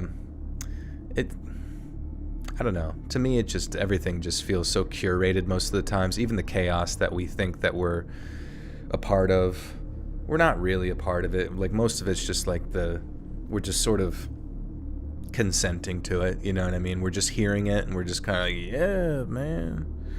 Anyways, I'm gonna go eat garlic knots when I get a chance. Here's a fist pump if that makes you feel good. Oh, so you could do a lot with 5,000 accounts, and your end goal is at all reasonable. Yeah, you know, I'm not saying you should, but I'm just like, you'd really do. You sit there and you get on, I don't know, you get on, like, it's so weird. You get on Twitter, and I should just stay the fuck off Twitter, but I kind of have to be on there a little bit for my promotion of videos and stuff, even though technically the amount of impressions that I get on Twitter is next to none, you know, so it's not like it makes much of a difference anyways. But like, it's just, I don't know, you see all these particular things trending, you see people like squawking about it, and just how, like, you know, they're squawking about that, and then they're squawking about that, and then they're squawking about the next thing, and it's like, people are just addicted to squawking, you know, they just want to make noise, they want to vibrate things out of their mouth, they want to spew pieces of, you know, just acid and goop onto the ground, because it builds up inside of them, and it needs to be expelled, no matter what it is. and none of it really ever matters. They never make a difference, and if they're a vitriolic person, they tend to like end up losing relationships with other people because of their vitriol, that they most of the time haven't even made those decisions on like their perspectives of reality individually. It's just like they saw a bunch of other people within their circles curating their perspectives, so they just like, as some sort of strange robot, absorb that and then replicate that opinion outward again. And it's so boring. It's like the most boring nonsense ever. And then, you know, I don't even know. I don't know. It's strange. Like, imagine, like, isn't it weird? Is it not weird that, like, there's individuals in this world that have created, like, I guess that's what makes them unique, right? They've created empires of interesting products, an interesting thing. They've compiled tons of talent. They've used their money appropriately to like motivate that talent to do things for them. I'm not saying everything they did along the way was like kosher and great, but it's strange to think that there's like, theoretically, the other billions of minds within that circle of like humanity has the same capability of manifesting that level of energy towards accomplishing said goal, or manifesting some sort of product that might benefit humanity. But it almost seems as if, though, because we as a people are just so easily distracted by the nonsense and that consumeristic endless cycle, that we never even realize that we have the capability of manifesting some form of creativity that actually like builds upon humanity rather than just absorbs what's coming towards us. You know what I mean? It's kind of strange, you know what I mean? There's so many of us, and yet so many of us just don't even have like an inkling when we wake up that we have the ability to at least try to do something other than what everyone else is doing. And that's fine if some of us kind of just like want to be a consumer, an absorber, a reactionary creature, just another squawk in the sea of squawks. You know what I mean? That's fun. You can be that and you know, go about your existence, and that's totally boring but totally cool too, you know. But it's strange when you realize like that there's geniuses throughout. When you define a genius really isn't even like somebody that's even that more intelligent. It's just that like something occurred, like something clicked inside of them, like a ghost walked up behind them and was like, hey dipshit, make a fucking iPhone. And they're like, they were like typing something on Twitter, and then they just like copy paste it and delete it. They're like, I go make iPhone now, you know, and then they go do that. Like, I feel like that's all really we need as people to like, imagine if all of us were just like suddenly and abruptly divinely inspired to like take our energy, whether it's negative or positive, and just push it towards creating something, just something that benefits both ourselves and society as a whole around us, whether it's something entertaining or something useful or something cool. I don't know. There's so much time that gets wasted all the fucking time. Kelly B with the two says spitting mad facts. I don't even know what I'm saying. Yeah, I gotta read story. I gotta just do my. I'm not fed up. I'm not necessarily fed up. I'm just bored. I'm bored of the repetitious sort of patterns that like the majority of humanity seems to exude, and maybe my perception of them is skewed because I see them in the anonymity process of social media, where it's really inappropriately representing what humanity truly is. But in some ways, deep down, the fact that people even take the time to say some of the shit that they say online is representative of, to a degree, of who they might be when no one is there to kind of like tickle them, you know what I mean? So strange. Lynn with the two says, how many stories tonight might not make it to the end? Sorry. I believe there's 7. I think there's 7. I mean, this is story 3? 3? Yeah, Deep Thoughts with Joel and Pradeep. Yeah, Pradeep's just like, I don't even know where he's at. Where is he? Tickle me, Elmo. spend hours flipping off trolls. Yeah, I don't even engage with anybody anymore on Twitter. I just like, I think that's the weirdest thing is like getting on. It's like such a strange, abstract concept to me to get on social media, see like you don't even you know you were looking at memes, you were having a good time, then all of a sudden you see someone that you follow from your timeline like having an imaginary argument with like somebody else on an issue that you had nothing to do with, but they're just like airing it out online, and you're just like, what? Who are you mad at? Who are you yelling at? What are you? And maybe it's just like, you know, by typing it out, by writing it down, it's sort of like Twitter operates as that, and social media operates as just sort of that journal. It's like a public journal for anyone to absorb, and instead of like them getting that, you know, 8 by 11 and a half, you know, sheet of like paper that they would normally like scrawl their like schizophrenic thoughts into, they are just like, you know what? How about I just like enshrine that into eternity forever, and everyone else can see it as well. Maya May, welcome to the Buttersock Cult. You now have access to bonus content. Thank you, Maya. Good to see you. Always listen to your streams as I'm going to bed, so I hear things in and out. Last stream I found out Pradeep isn't a person. You didn't know? That's awesome. That's funny. Yeah, Pradeep is a cat. Who did you think Pradeep was? Just like he comes into the room. I say, "Hey, buddy," just rubbing some dude's belly. "Hey, buddy, how are you?" Doesn't say like any words or anything. just hey, how are you? Yeah, Pradeep's over there just licking his butthole right now, not saying anything.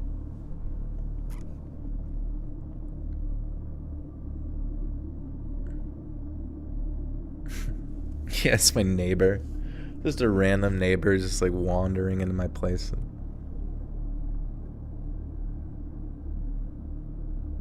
That's hilarious. Alright.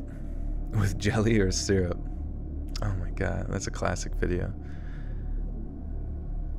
From our front door, there were miles of trails that were able to be hiked, and we most assuredly took advantage. I took tons of pictures, and I was so excited to go through all the pictures that fuck. Someone said, "Who hurt you?" It's true. I guess I have been hurt, but I guess I've hurt myself. I think, honestly, being a YouTuber is weird because you're actually very socially isolated, and that's just, like, not good for my psyche at all, and I realize it. You know what I mean? I realize that I just, like, I'm absorbing so much of humanity because that's the thing I realized, too, is that, like, Twitter's not real life, you know? Twitter is not necessarily a representation of the conventional individual that you'll meet on the street, you know what I mean?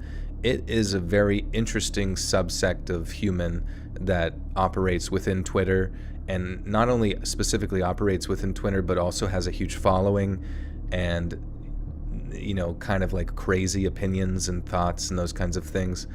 And same with Reddit, all of these particular things. It's just not real life. It's just not who you're going to come across. Like, even somebody with like some of the wildest opinions, if you were to walk up to them in person and they were actually able to look you in the eye and not scurry away and hiss, like, they probably be like, yeah, I mean, okay, listen, I know what I said was, okay, well, all right, maybe you're, yeah, I guess you're right. That was a bit much, huh? I don't know. Let's read Chat GPT edition. That'd be fun. I wouldn't mind reading stuff from Chat GPT just to see what it says if we asked it some wild shit. I actually did some scientific research on trolls to come to find out that they aren't actually good people. The antagonistic ones are just as mean, cruel, and can be dangerous in the real world too. I don't know. I like trolling. You know what I mean? Trolling is fun. I guess it just depends on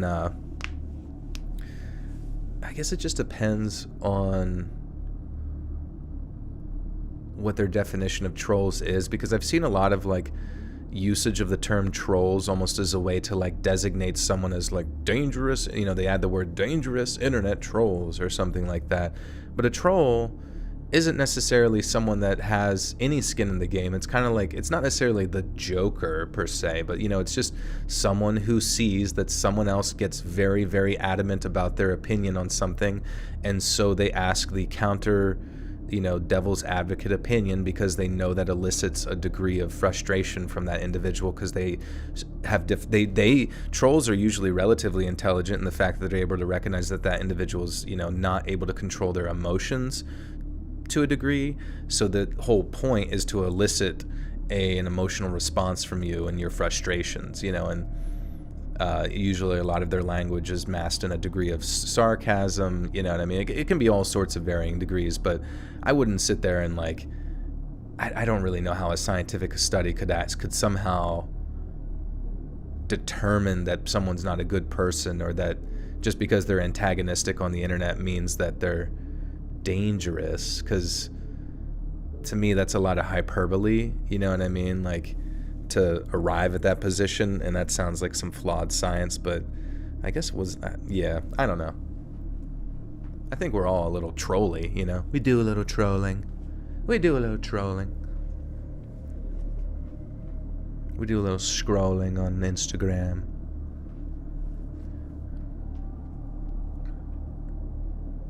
I don't know.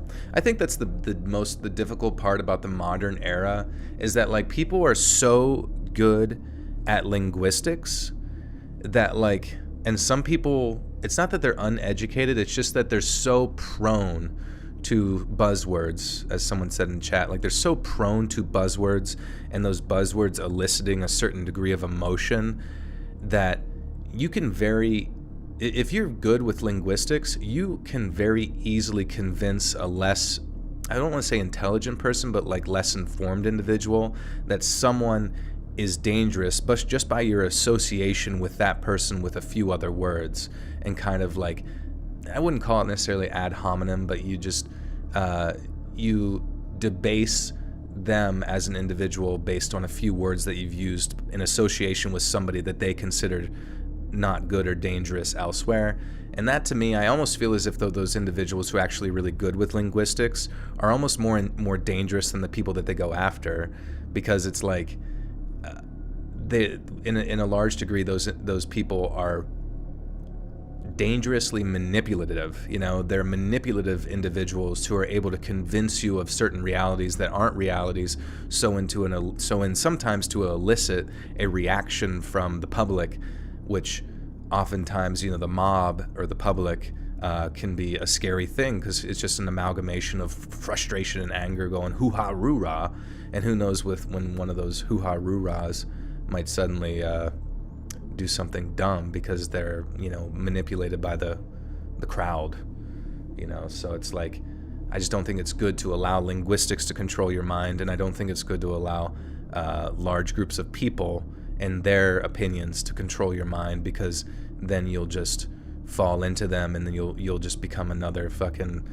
hoo-ha roo-rah nonsense person, It's just silly. Yeah, critical thinking is important. It's just, you can take a second, think about what you're thinking about. If someone has an opposing opinion to you, that's good. That's a good thing, because then you have a discussion with them. You don't sit there and go, no, dude, that's dangerous, dude. How could you even think that, dude? You don't say, how could you even think that? You take time to understand why they think that, and then who knows, you might arrive at a position in which you're like, huh, good fucking point, brohemoth.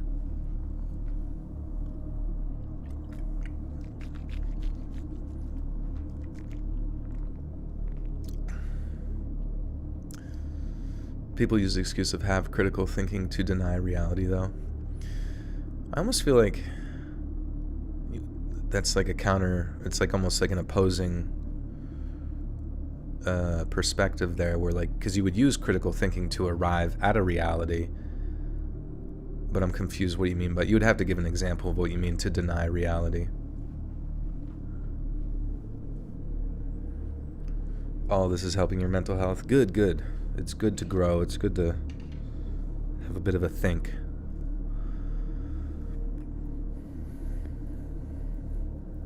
You love losing and being wrong. I listen to everyone even if I don't like their shirt. Yeah.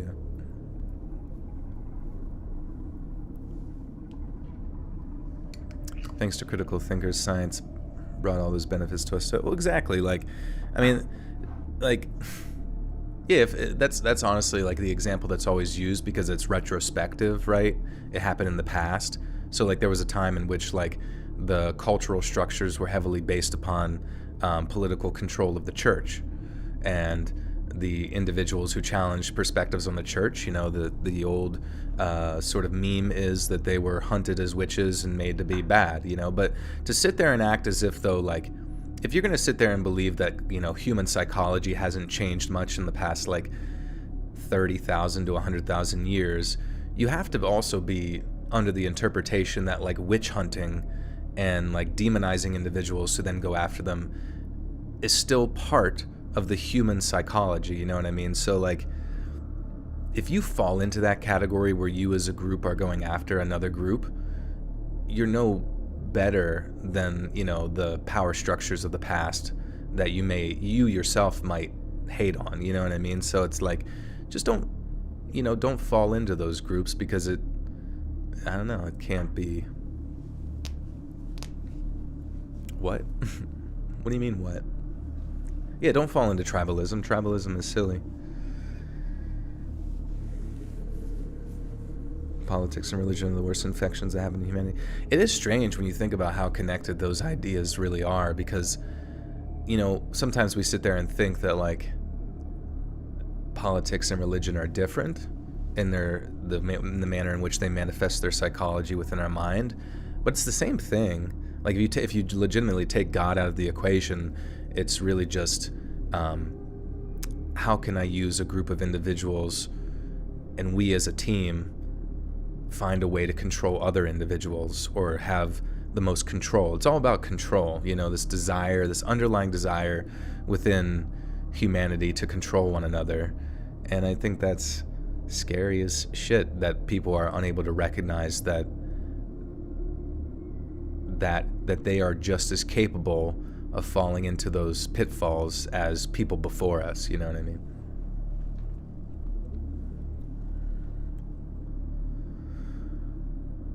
I gave the example above. All right, let me check real quick. She thinks she's the critical thinker, but she hasn't heard a conspiracy theory she doesn't believe. Wait, what are we talking about? That's like my mother. Okay, so the example, people use the excuse of having critical thinking to deny reality. And the example is that's like my mother. She thinks she's the critical thinker, but she hasn't heard a conspiracy she doesn't believe. Okay. Yeah, I mean, I think people that are in the conspiracy theory realm, sometimes maybe there's a particular topic that they've arrived to through a period of critical thinking that they find to be, you know, an opposing perspective to something that they feel large groups of individuals had believed for a period of times. But then the difficult part with that is that you also don't want to allow that constant oppositional thought, you know what I mean, to define your personality all the time, to where you always have to have an opposing view just to have the opposing view. It's, you know, obviously important to not allow that certain identity that you may have found within that group of quote-unquote conspiracy theorists to let you not also see, you know, the forest from the trees, I guess, is the old, I don't know if I'm saying that right, but yeah, each individual circumstance or each individual topic, you can't allow what you perceive to be your identity to control how you next see the new topic, you know? So it's like, and I think that's the biggest difficulty that you see more recently with politics, is that, like, people think, oh, because I associate with the left or I associate with the right, which is, you know, the left and right dichotomy in and of itself is just flawed because it doesn't allow for individual perspectives. But they think to themselves, because I have found a community with people on the left, therefore everything that they believe, I need to sort of adhere to it like some sort of dogmatic perspective, in the same way with the right. So it's like, you know, it's in a lot of ways, like, almost identifying yourself with certain religious or political perspectives as a whole, Like, it might protect you from the group in some way, because a lot of people do it. A lot of people lie. A lot of people lie about their political perspectives just to protect themselves because they're afraid of their in-groups. They're afraid of being, ostracized. But if you're going to be an individual, truly, you can't, you can't approach each topic from immediately some sort of blanketed statement. You know what I mean? Like, you have to really sit there and, put on, you have to sit down like a little monkey and scratch your chin, and, you're trying to figure out how to start this fire, and you need to figure out how to start a fire differently each time. You know what I mean? Maybe it's going to be a green fire, a blue fire, a red fire, a crazy cool fire. I don't know. But you don't want to just start a red fire every fucking time you start a fire. It just gets then you just become red fire guy, and nobody likes red fire guy or blue fire guy all the time. I don't know what the fuck I'm talking about, but you get the idea.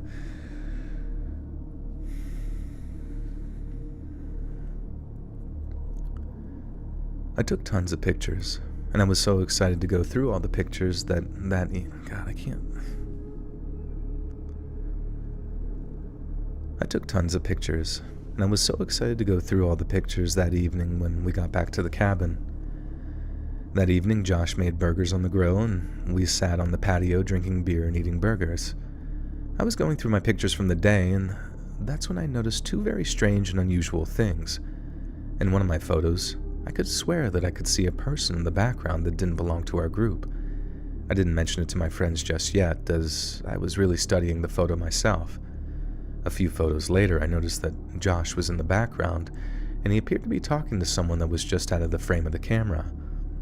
The reason why that's a bit strange is that all my other friends could be clearly seen in the photo. My mind started to wander a bit. I started to wonder if there really was someone else in the woods with us, and if Josh knew about it. Then I remembered Josh's surprise that he still hadn't shared with the group, and I wondered if this had something to do with that. I didn't share any of this with the group because I was worried that if it did have to do with a surprise, I didn't want to ruin it. Not long after noticing the pictures, Josh decided to make an announcement.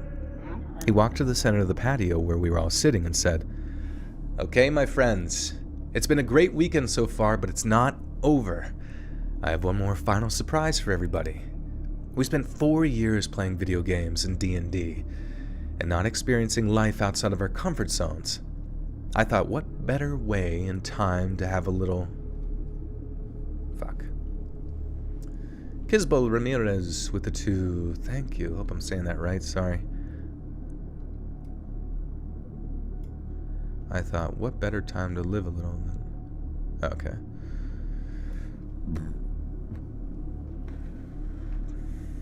I just say, okay, thank you. Is this a horror movie script? It might as well be anymore. I don't fucking know what's going on.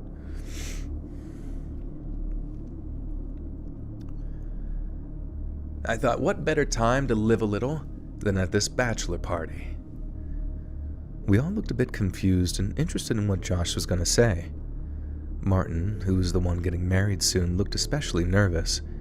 He made it clear that he didn't want any adult entertainment at this party, and it seemed like some sort of weird setup for that. Remember, at this point, we were sitting outside the patio.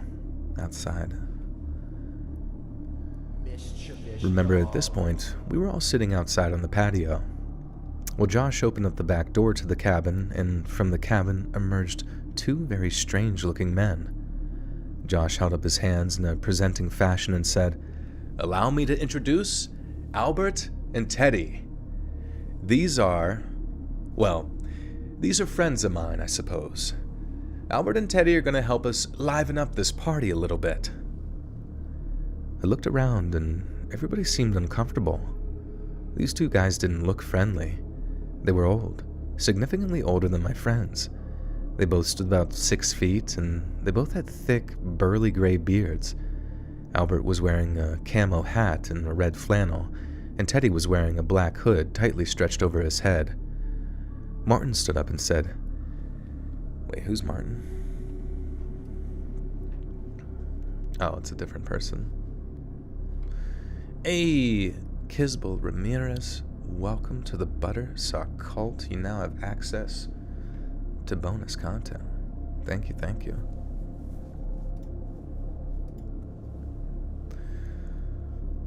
Oh man, sorry. It's not that my nose is like running, it's just like oh yeah, I forgot to grab my phone. Ah, shit.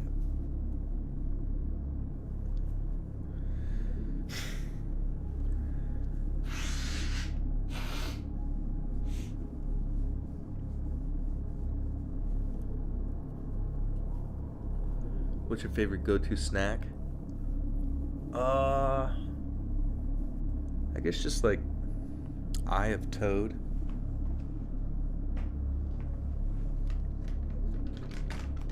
Leg of ham. Sounds like a bunch of cap. A big pile of capicoo. A big pile of capybara. Martin stood up and said, "Hey guys, I'm not trying to be rude or anything, but what is this?" Without hesitation, the man who was introduced as Teddy stormed onto the patio and slapped Martin across the face. I mean, he really slapped him. Martin got hit so hard that he fell to the ground, holding his cheek in agony. Teddy stood over his body with menacing eyes that were bulging out of his head, and we all stood in amazement, except for Josh, who looked almost sadistic, like he enjoyed what just happened. Before we could leap into action, Albert, who was the stockier of the two, spoke up in a deep voice and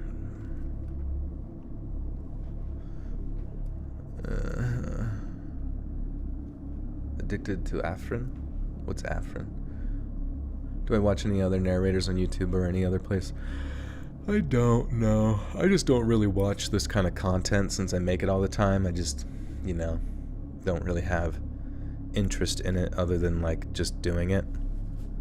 But I'll check people out just to hear what they sound like or whatever. But beyond that, I'm just sitting in my cryostasis chamber,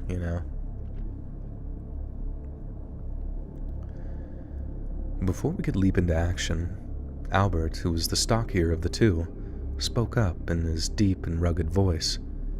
"Before any of you think you could do anything, you better think about what I'm about to say to all of you. Your friend called us. This ain't no home invasion, and we're not doing anything that we're not paid to do. Here are the rules. We're going to give you 2 minutes exactly to run and hide in the woods. If we find you, well, you lose.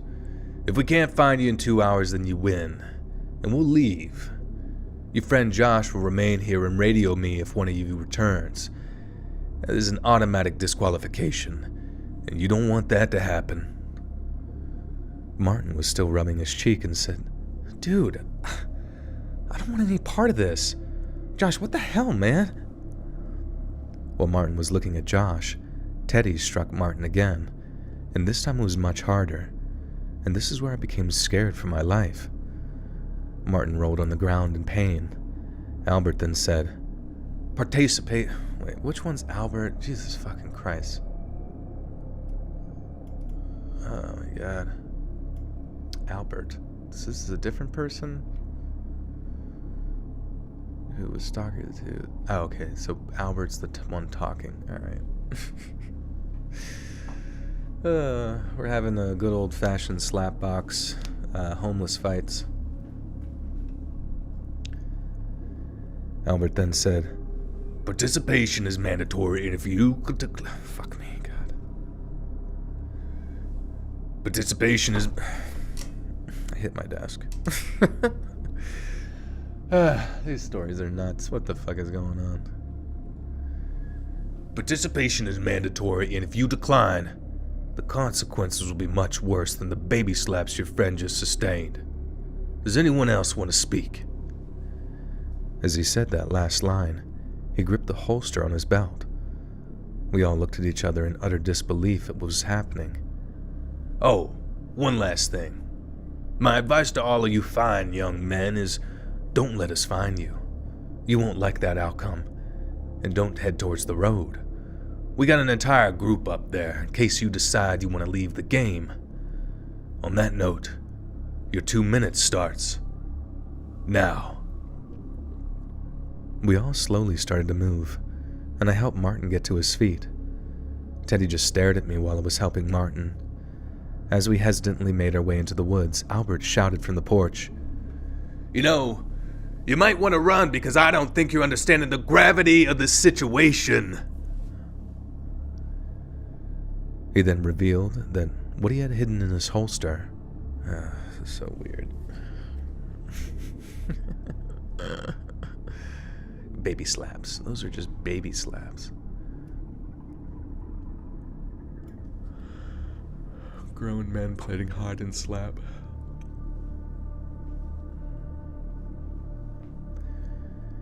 He then revealed what he had hidden in his holster and fired a shot into the sky.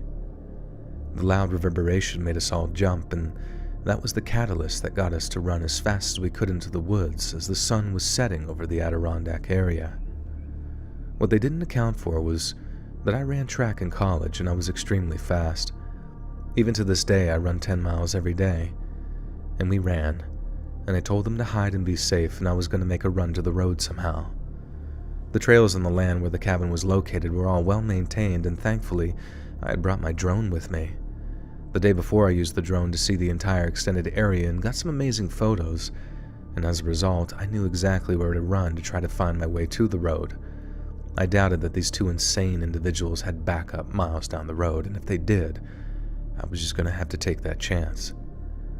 Just as I expected, I found the road after quite some time of running through some densely forested land. When I got to the road, I ran in the direction of the town, which was still miles away, but I figured the closer to town, the more likely I would get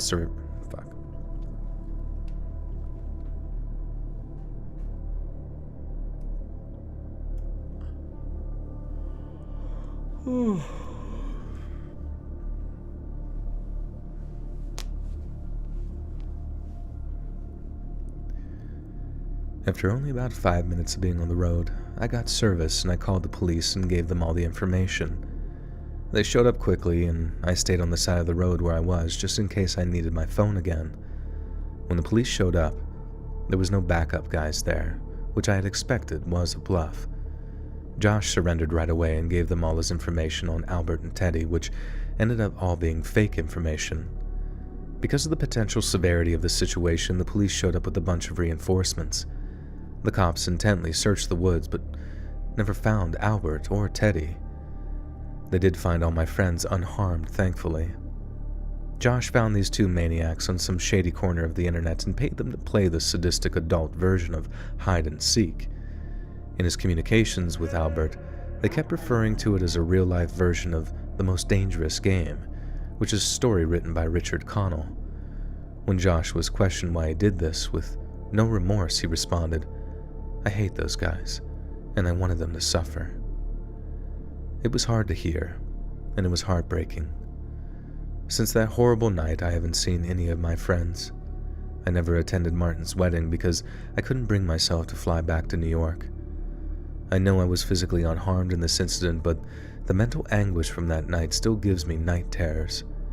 It's just hard to believe that people out there just enjoy hurting and causing pain to others. Hey, Prather of Alexandria, with a 10, says, "Yo, Joel, thanks for this. I haven't seen an NFL game since, I don't have plans to watch one ever again. I truly appreciate what you do." Yeah, no worries. I wasn't really interested in the Super Bowl this year. I just figured, I know it kind of coincided with the stream anyways, but I was actually going to stream earlier, and I did not, but I probably would have. What's my top 3 favorite shows of all time? Maybe like Hey Arnold. Oh, you know what's a really good one is, well, I've said this before, but that Batman animated series.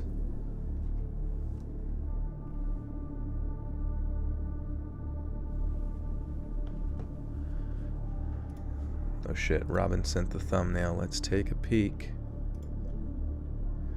Live reaction. Fuck yeah, that's awesome. It's like a skull. He's like standing on top of a mountain with like a flare, but the mountain has like a skull etched into it. Dude, Robin's fucking insane. Like, I don't know. He just like pumps out like some of the crazy. It's like because it's like legitimate like artwork. And Colin Adams Henderson, welcome to the Buttersock Cult. You now have access to bonus content. MILF Manor, was that a show? Thumbnail reveal? Real life thumbnail. Dude, it's so weird to me how many fucking like emails I get almost every fucking day from like some company that like their email will end like at something.cz, which is like, I don't know, I just assume like the Czech Republic or some shit. And it's always like as if though it was written by AI, but like before AI got good. There's no paragraphs, there's no fucking anything. It's always like saying that they want to like promote something, but it's like very clearly a scam, and it's always like, click here and help and fill out this survey so we know that you're on board. And or like they're always like, I don't know, you would think that they would put like more effort into like faking promo, and the fact that it always makes it through my Gmail spam shit is like weird to me. It's like every fucking day, even if you report it as spam, it just goes through. Caden and the girl with 10 says, I was listening to the podcast during my nap today, and in my dream you did a face reveal, and I was like, oh, thank God, he's totally in my league. That one for stellar content. Thank you, no worries. I had like an interesting, it's actually crazy what shit comes to you in dreams, because, you know, I have a banjo over here, right? And it's sitting, and it's got, in its position, just so it doesn't get scratched, it's sitting on tissues. And in my dream, I had a dream where, like, I don't know, it just something, this is the stupidest, like, it's not like some revelation or anything, but it was just funny that I didn't think of it in real life, but I thought of it in the dream. And in the dream, it was me going up to those tissues and placing one of those like sort of sticky pads that you put under like carpets or something so they don't slide around. And I was just thinking of putting that under there, and it would be more aesthetic.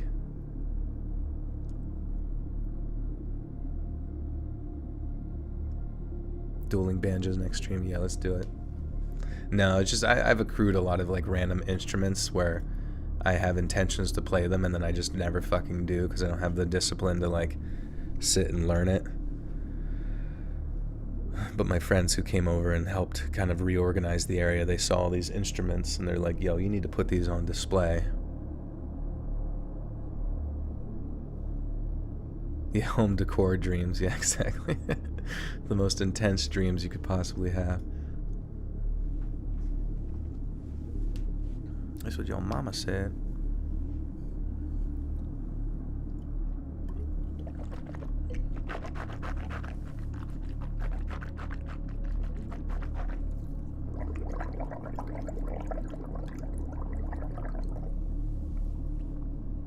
Do you have a harmonica? I don't actually, no. I never really liked the sound of the harmonica. I mean, some people can make it sound good, but to me it always just sounded like a little annoying.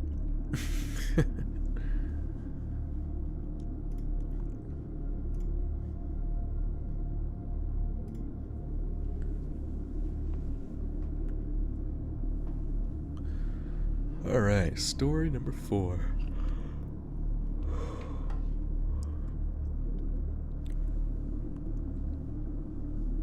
Versus the banjo kid from Deliverance. I feel like he's been in many of my stories. Poll? What should the poll be?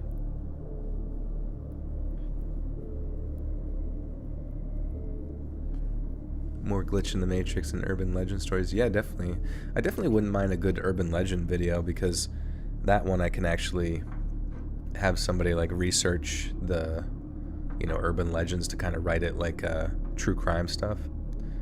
So that one actually would be like more doable. I wouldn't have to go find them. Home decor wet dreams. Oh my god. Look at that painting. It's so beautiful. Look at that carpet. Oh god.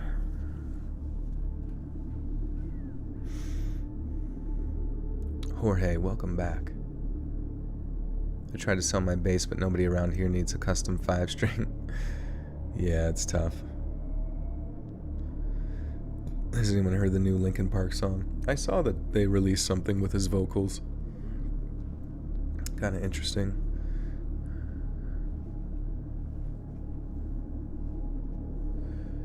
Do I have a writer for the scripts? Sometimes people will send in true crime stuff, but I do.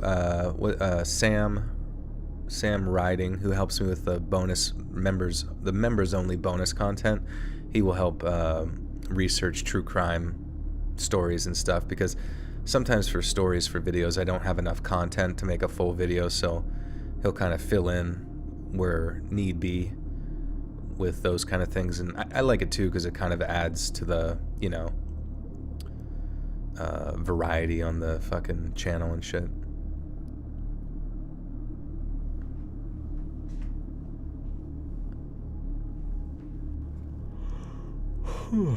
All right.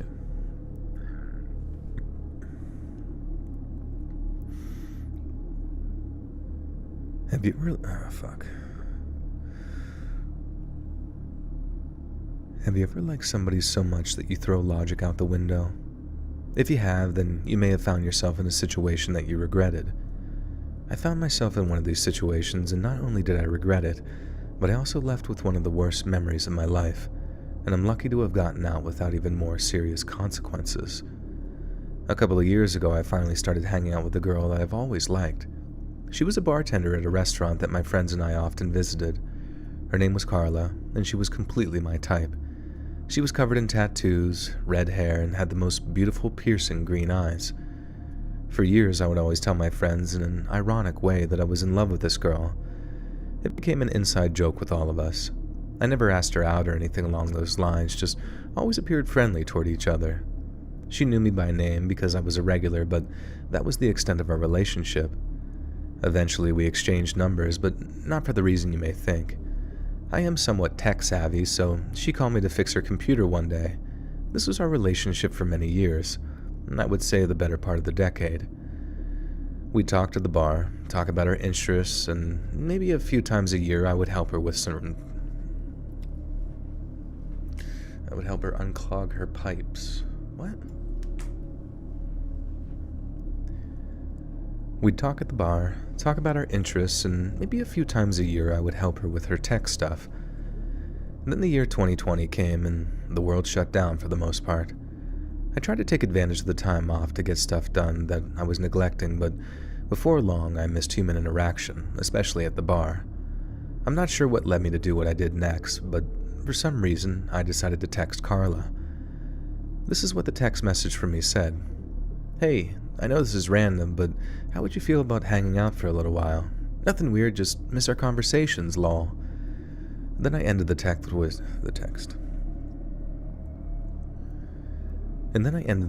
some silly emojis. She responded almost right away. She said, "Hey, I'd love that. Maybe we can go for a hike or something."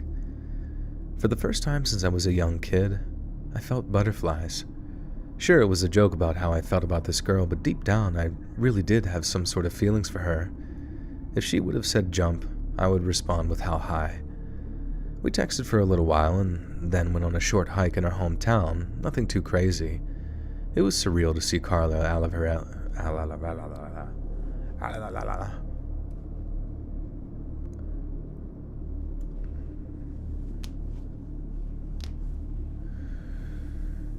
It's impossible not to dream unless you just don't sleep.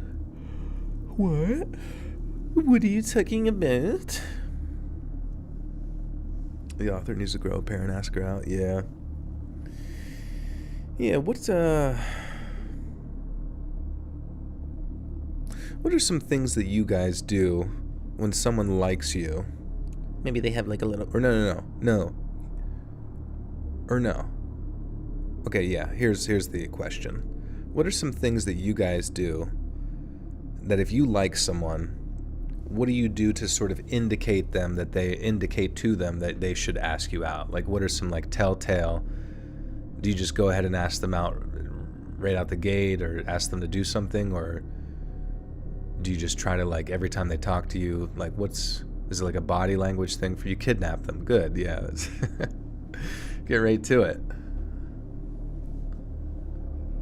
Just helping boomers with their email. That's kind of hot. I just throw hints like, talk about interesting things on their level. Okay, yeah, so you just kind of continue to entertain them, I guess. Like, not... Like, if you weren't interested in them, would you kind of be dismissive of them? So that they... And then... Because, like, what's the fine line where they can be like, okay, this person hasn't told me to fuck off yet, so they clearly like me. I think to be down to kick it this weekend. Down to kick some soccer balls around. You don't even know how to flirt to do that. It's alright. I think everybody just kind of... I guess it just depends on how you have to be in the situation a lot, I guess. You're asking the wrong man, Mr. Reed. No, I'm more curious about how you guys go about it. Sometimes I'll talk to a place I want to go to or something I want to do, and like hope that they're like, oh yeah, get in my car, my van, and I'll take you there now. You'd be overly sexual just right out of the gate, just immediately grab them by the throat.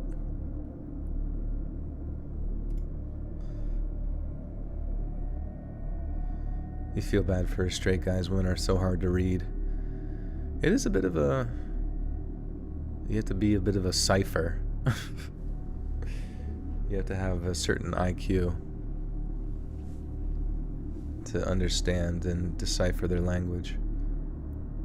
Make up a reason for interaction. Yeah, you like to get stuck in a washing machine and have them get you out. Have a common interest that can lead to a public get-together. Like if we both enjoy reading, we might go to a bookstore or poetry reading together. Yeah, so you just kind of find that common interest and then sort of manifest that into like doing something that is that thing. Very poggers. Do things that she likes is the whole point. It's like asking her interests. Oh, there you go, yeah.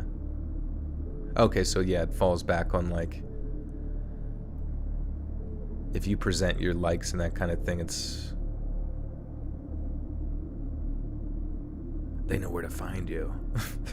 Sorry, I don't know why my mind always just goes right towards fucking kidnapping people. Someone said it, now it's stuck in there.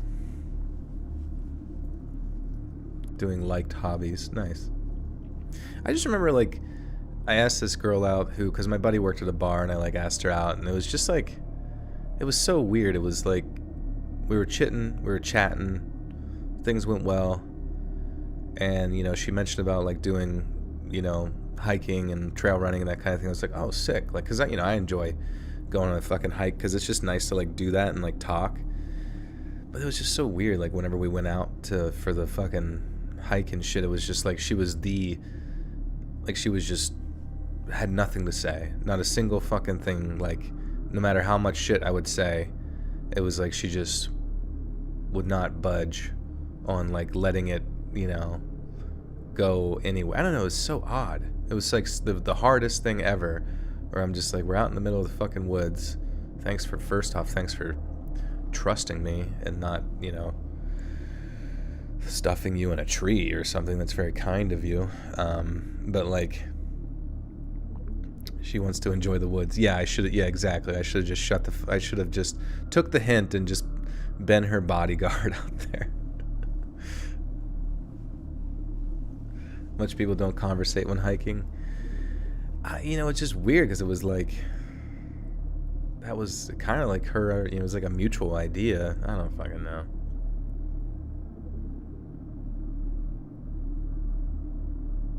Honestly, life is about proximity and common ground. Well, I guess we just like had none, you know what I mean? We just like had none, because anytime I probed into any particular thing, thoughts, ideas, interests, shit like that, it was just like, and I'm like, why would you even let me get this far into like getting to know each other if like at that point then you know, just weren't going to give me anything else, you know what I mean? It was just like really strange.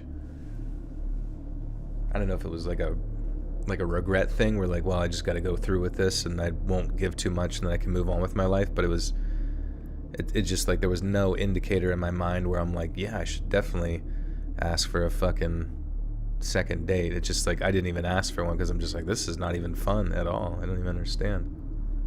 Maybe she was drunk when well, no, she worked there, so she was sober, but I mean, I was a little bit drunk when I asked, but I don't know. Bad day. Yeah, maybe bad day. I don't know. Fucking just weird.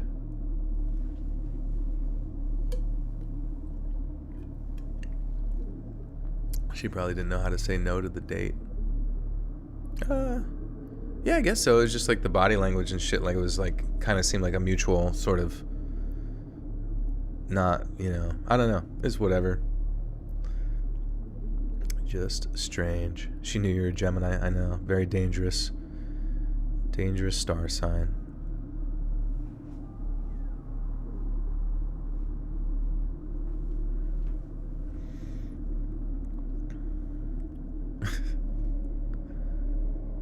So I found out that when someone can't keep a conversation going, they're either dumb as fuck or not interested. That's what I was kind of thinking. Like I didn't get a vibe that she was necessarily stupid, but like whenever she would tell me about like the people that I knew within that bar scene that she seemed to hang out with, I knew they were stupid.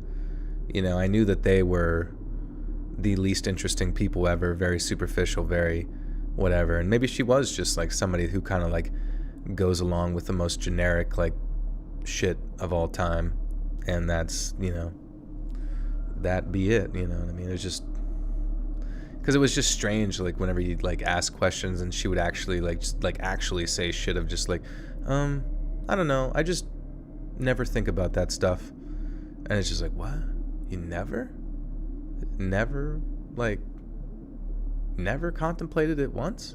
It's just, I don't know, sometimes I just think people kind of like they breathe and shit, and that's pretty much it.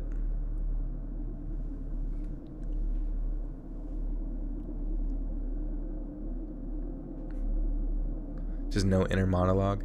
Maybe. I don't know. I've heard people like there are some people that just don't have inner. That'd be such a weird thing if there were like certain humans that just generally don't have inner monologues and they operate similar to like how you would think that they would operate or exist, and that they would be on the same sort of human experience as oneself, but they would, I don't know, maybe God did really just make like some NPCs just randomly. He's like, all right, that one has a brain and can think, but that one doesn't, but they specifically exist just to kind of like test everyone and get in the way and be annoying, and also not really say much. We didn't make a voice actor for them, so good luck. You talk to them and it's just like text dialogue below their body. Oh, that's why he doesn't say much. It's all down there.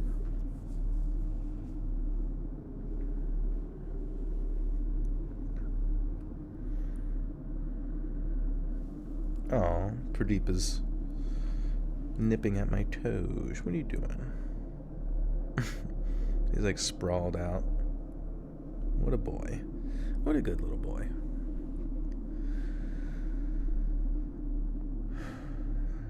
NPC's not particularly cute. Yep, pretty much.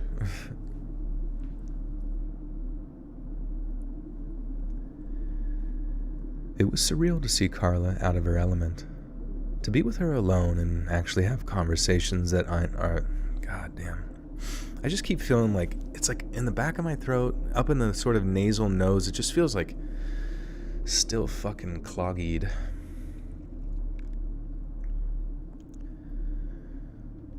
To be with her alone and actually have conversations that aren't, why can't I say aren't? To be with her alone and actually have conversations that aren't either tech-related or ball smart. I have dyslexia. Like, what the fuck is wrong with my brain? To be with her alone and actually have conversations that aren't either tech-related or bar small talk felt amazing. We hung out a bunch of times in the next few months, basically just hikes or hanging out in the woods. One night, she invited me back to her place, and of course, my mind wandered a bit. Nothing happened, but we stayed up all night and talked about everything. I'm sure it was some sort of unhealthy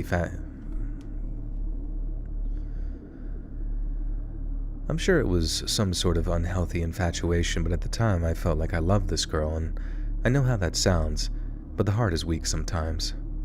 The next day, she asked if I wanted to go hiking in the Adirondacks. If anybody reading this isn't familiar with the Adirondacks, it's a massive area in New York that ranges over 12,000 square miles. Tons of towns and regions make up the Adirondack area, and the idea sounded amazing, but I had some concerns. I live in New York, but the closest Adirondack town to me was about an hour and a half away.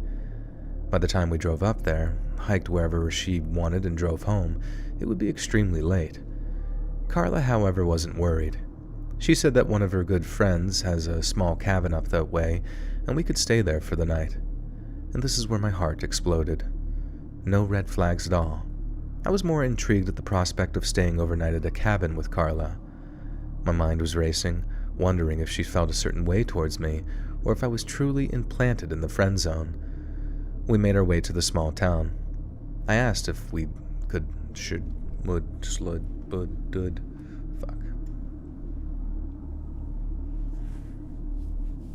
Poll should be, who cares? Simple, yes or no? No, I want something else. Think of something else, please. See how nihilistic you all are? Oh, I see. That's the point. Who cares? Yeah. No.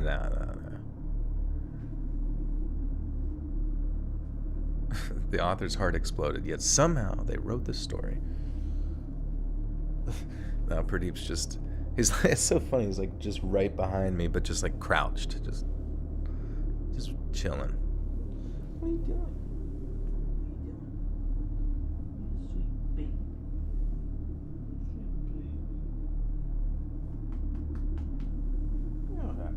Yeah.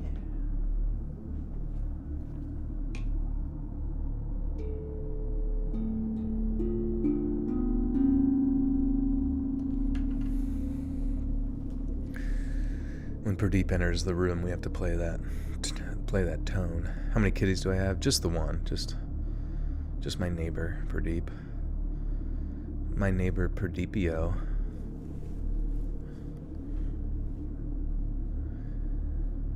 I asked if we should stop at the cabin first and drop off our bags, but she told me to wait, claiming that her friend wouldn't be back until later that night.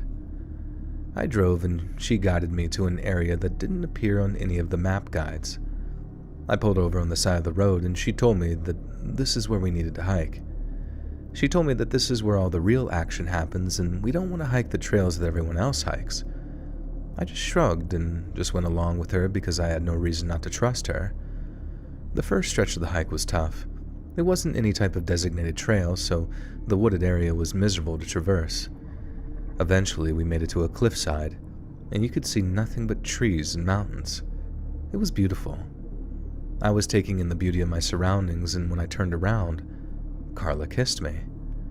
I nearly fell off the cliff. She pulled away, smiled, and said, "I'm sure you liked it. Let's keep going if you can focus." She knew she had me hooked. I didn't say anything for a few minutes other than a couple of times when I barely uttered the word "whoa," and she just giggled. After a few minutes, we started talking as normal. I couldn't get her or that first kiss out of my mind. I was tripping mentally and literally, and I kept falling over branches and roots. The sun started to get lower in the sky, and I kept asking when we were going to start heading back. We'd been walking for a long time, and my car was at the beginning of our walk. She kept saying not to worry because she knew where we were. We made our way through a thick patch of trees, and then she shouted, "Surprise! Here's the cabin." This entire time she'd been guiding us to the cabin. I was thrilled, mainly because there was no other car at this cabin. I figured she and I were going to be completely alone. We got inside, and to my joy, she said, "Don't worry about your car. My friend will be back in the morning. She'll drive us to your car. But tonight, it's just you and I." I felt my heart racing with excitement. I was giddy as can be and even shaking a little bit. And the night started off amazing. We made a fire and cuddled up next to it. We kissed again, and at this moment, in the cabin with her, in front of the fire, I was as happy as I'd ever been in my life. But unfortunately, that happiness would be brief. We were lying on the couch together in front of the fire when I noticed headlights shining through the window. She said, "Don't worry about that. It's probably just my friend back early. She won't bother us." I tried to ignore the lights, but they weren't shutting off. I felt so uncomfortable, and this was the first time that something just didn't feel right. I started to hear a creaking noise coming from down the hall where the bedroom was. Carla kept grabbing my head, trying to keep the focus on her. I looked up again and saw that the lights were still on from the car. Fuck.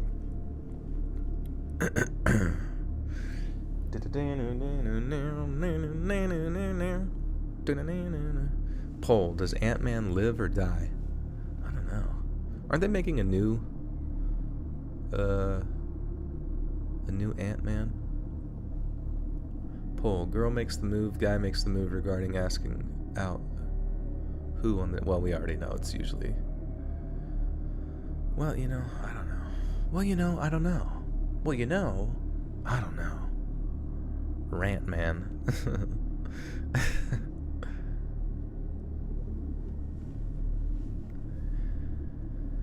I looked up again and saw that the lights were still on from the car outside. I looked over to the left, where I had heard the creaking sound, and now the bedroom door was closed, and I knew it was open only a minute ago. I jumped off Carla and told her that something wasn't right. She seemed annoyed, but told me to check it out if it would make me feel better. I walked by the window and tried to investigate the car windows, but the headlights were so bright I couldn't make out if anybody was in the car. I walked slowly down the hall until I was about 2 feet from the bedroom. I leaned in so close that...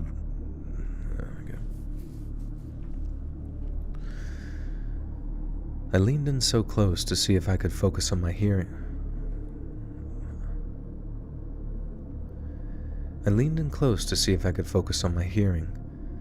I could hear what sounded like soft footsteps coming from the other side of the door, and my heart started racing, but not for the reason as before.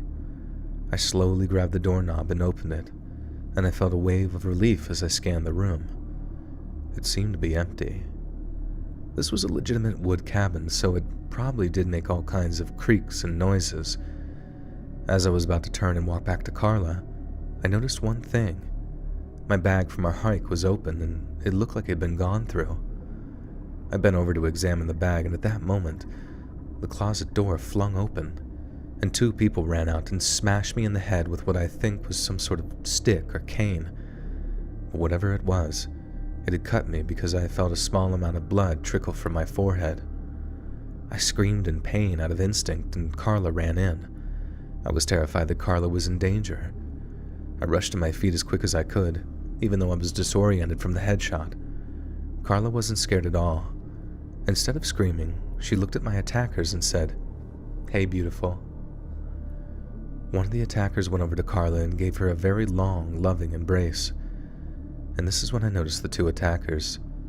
They were both smaller women, all covered in tattoos just like her. The other woman went over to Carla after the first one walked away, and she also lovingly embraced Carla. And I tried to ask what was happening, but the pain in my head started to get worse. I fell to my knee and I heard Carla say, "Is he still outside in the car?"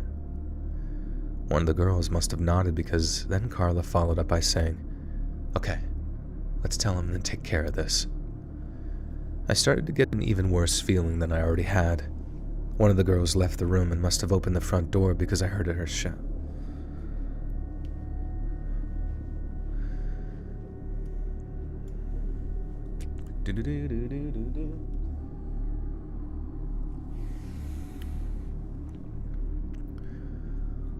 One of the girls left the room and must have opened the front door because I heard her shout, "Okay, he's down. Come in now." I looked to my side and noticed that the window was open. That was probably how the woman got inside. And without thinking... That was probably how the women got inside. And without thinking, I got up and jumped out the window. I heard Carla scream that he's running, and she was right. I just ran into the pitch black woods. It was a cloudy night, so the moon wasn't giving off any type of light at all. My phone was still in my bag, which was in the cabin, so I didn't have any light or anybody to call, even though I didn't have service anyway. I felt dizzy, so I decided to stop running and hid where I was, figuring that they would assume that I'd be running in the direction of my car, or maybe I would just keep running. I was laying on the cold dirt ground, just hoping that the night would end soon. At one point I could hear footsteps, I didn't want to move and give my position away, and from where my head was lying, I could see a beam of light shining right above me, accompanied by footsteps getting louder. One of these attackers, maybe Carla, was right next to me but opted to go the other way. Thankfully, they didn't see me, and that was the only close call I had for the rest of the night. I stayed in that position until dawn and saw the faint signs of light shining through the trees. I thought about heading back to the cabin but figured someone would probably be waiting there, so I started walking in the direction I ran. I'm not sure how long it was, but it felt like hours, and I was lucky enough to eventually find the road. I flagged down a car. Thank God they stopped. He saw the blood on my head and called the police right away. They showed up and I was able to tell them everything and get treated for my injuries.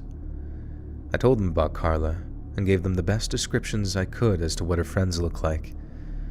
I sustained some minor head injuries, but thankfully nothing serious. And as of writing the story, Carla has yet to be caught and seemingly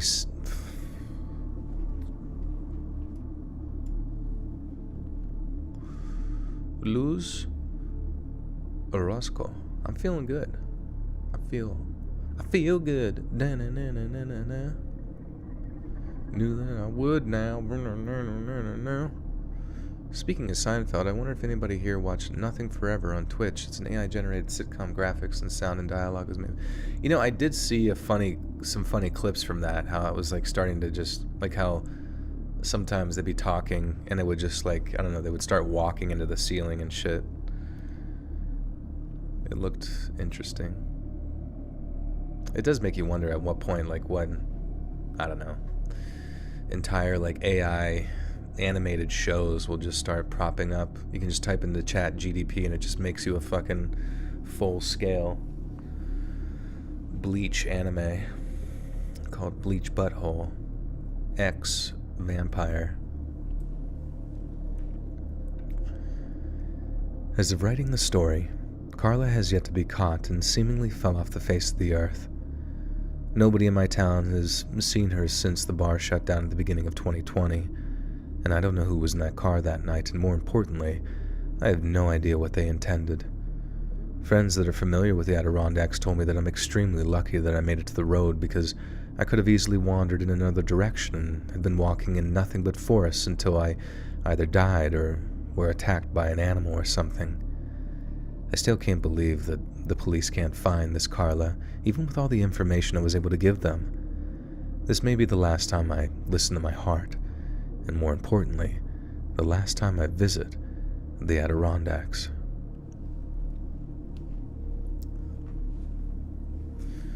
I only paid for YouTube when they had Cobra Kia. Is it worth the $7 a month now?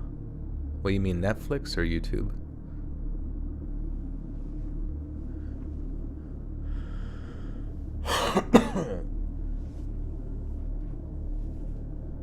Am I able to post my tattoo Instagram? Not trying to disrespect. Yeah, if you want to. I don't know if anybody is interested. But yeah, if they're interested in tattoos, feel free to post it. It just might. Sometimes it bleeps it out without us being prompted on whether or not to. There are like certain words that YouTube doesn't want put into like chat, so it like keeps it from. And sometimes promotion does that too.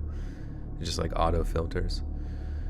Wait, so Cobra Kai is now streaming on YouTube instead of Netflix? Does YouTube have a streaming service? I know they've had movies and shit on there you can buy, but I didn't know they had like a full-on subscription deal.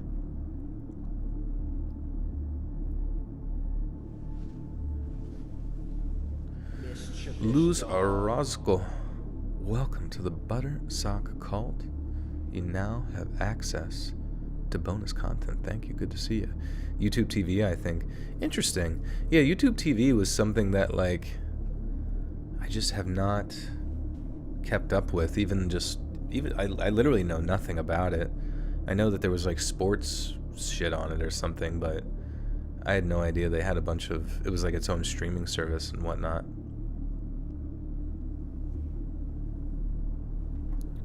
Oh, the show started on YouTube. Okay. Anyone catch UFC last night? No, I did not.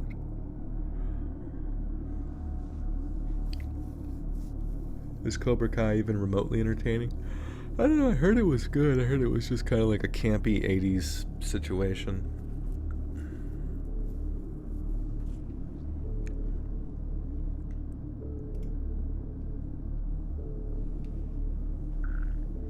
Alright.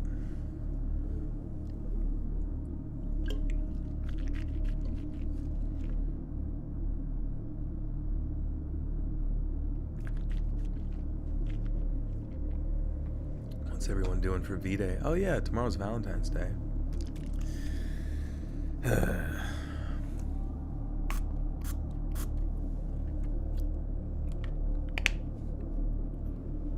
Does having this job ever give you paranoia? Yeah, for sure. For sure. Yep. But I guess I don't really give a shit. You know, you gotta live your life somehow, and sometimes you gotta take some risks.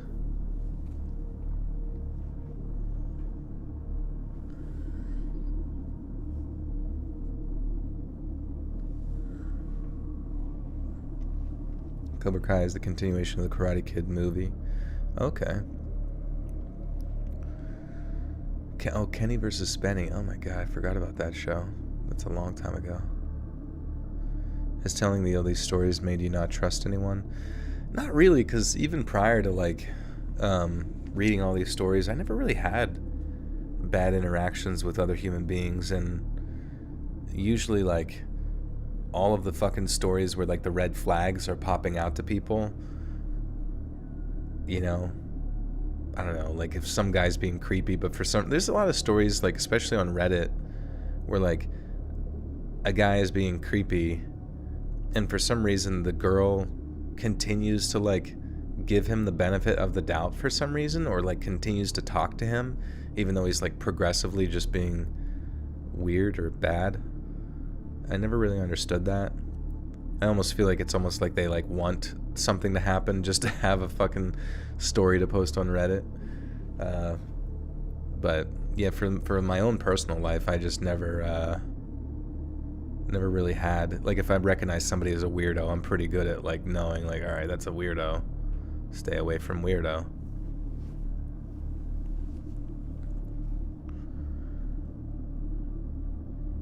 Hi, SpongeBob. Would you rather that one horse-sized duck or 10 duck-sized horses? Probably the 10 duck-sized horses. That'd be cute. Oh, fight them? I have to fight them? Yeah, probably the 10 duck-sized horses. I feel like they would get scared and run away. Dude, one horse-sized duck would be like fighting a fucking emu. Not an emu, what's the bigger ostrich? Or some type of fucking velociraptor.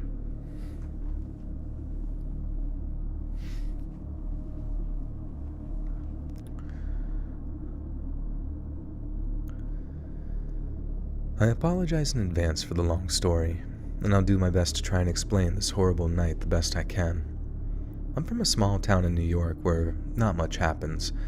We have a big Walmart that serves as the central hub of my town. When I was in college in another state, I would tell people that I was from New York, and people often assumed New York City, but where I lived was the polar opposite of New York City. I was about to start my senior year of college, and after graduating from college, I planned on moving anywhere that wasn't my small town. Prior to going back to school, my friend Alicia asked if I wanted to go to an end-of-the-summer party. Of course, without hesitation, I was down. Alicia wasn't like most people in my town. She was a professional model, and she lived in Miami, Florida. Once high school was over, she left and instantly became famous. She was home for several months in the summer mainly because she could afford to do so. She kept claiming this party was going to be the party of the century. Her words, of course, not mine. I was a little confused because honestly, I didn't know how we were going to have a party like that in my small little town. When I asked Alicia about the details, she just laughed at me and said, "Dude, the party isn't in this stupid town. One of my connections from down south is having a massive party at this mountain house up in the Adirondacks. There's going to be a lot of prominent people there." The idea of this party intrigued me and made me a little nervous. Alicia was beautiful, and this party was hosted by one of her colleagues in the modeling world. I assumed that there would be people at the party that were all on Alicia's level. I, on the other hand, did not stack up to Alicia. I'm short for a man, one of the shortest in my graduating. Short in my graduating.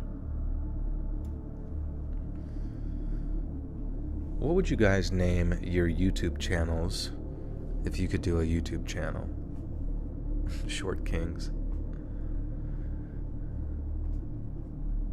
What's that one show? Sorry, I'll let you guys answer that question first. Poll, Hey Arnold versus SpongeBob? That's actually a good question. I'll do that one. Hey Arnold versus SpongeBob. I feel like most people would probably say SpongeBob just because it was around longer than Hey Arnold. Or it's like still going on pretty much. I don't know if it's still going on, but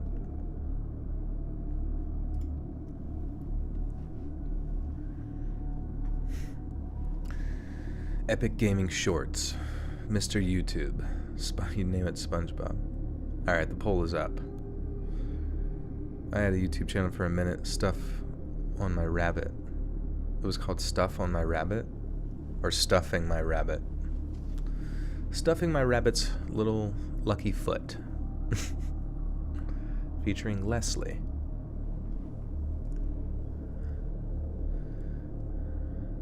To be honest, Hey Arnold gets you emotionally. Yeah, Hey Arnold was a powerful show. But I feel like SpongeBob was kind of timeless. YouTube got hacked this year. You ever been hacked? I actually did get hacked when I first started YouTube. Or not when I first did it, but it was like, I don't know exactly when. I think it was at a time where I should have like it was around the time. Oh yeah, it was around the time that I got my 100,000 subscribers thing, and it popped up saying like, click here to claim your 100,000 subscribers, whatever. And I was like, oh, sick. And then I like, it was so stupid. I like put in my information. It was so dumb. It was like the dumbest fucking thing. And even going back to it, the message that they sent had like grammatical errors, and I just like got excited. I'm like, oh, my 100,000 plaque, you know. But it turns out if you get the 100,000 or million plaque, you actually have to go to a different website that YouTube, you know, already has linked within their, you know, community hub thing, or like their YouTube studio. And you have to apply for it yourself. So it's like not like somebody reaches out to you about it or whatever. And like, yeah, so it turned out to be somebody from like Egypt, you know, had my information.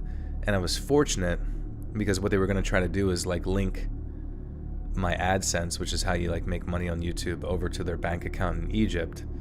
And, but fortunately at the time, I was associated with, you know, even though it's a predatory thing now, but I was associated with a network, and the network takes a percentage of your money while essentially providing you with nothing.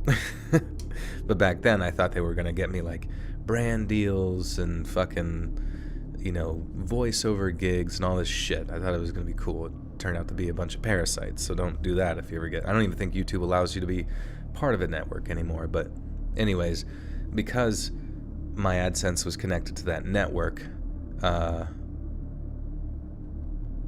they weren't able to disassociate my account from that network, so they weren't able to like connect their thing, so it never actually went all the way through. But thank God, man, that would have been weird. Of like going like months of like making content and just like not getting paid and being really confused. That would have been very scary. Ren and Stimpy all the way. I still vividly remember that hairball gland episode. God, yeah. Ren and Stimpy was cursed, but awesome. You lost all your videos? Well, I have seen people whose channels have been hacked. They delete all their videos and then, you know, they connect with YouTube on Twitter or something, or like either through whatever, and then YouTube is able to restore all their stuff. So even if you delete stuff, it seems YouTube's able to bring it back.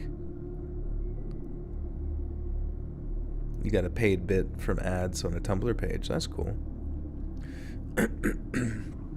Cow and chicken. Oh yeah, baby. Cow and chicken was good.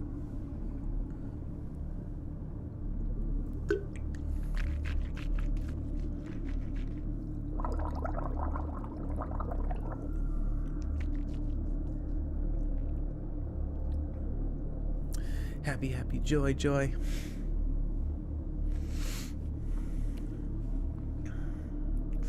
Hey, Brain. Hey, Brain. What are we gonna do tonight, Brain? Same thing we do every night, Pinky. Try to take over the world. God, I just feel like... I don't even know how to clear out my nose, honestly. I just feel like it's like filled at the top and it's like making me feel nasally, but not quite. Like almost like I'm avoiding. Like I can't talk from a certain portion of my fucking...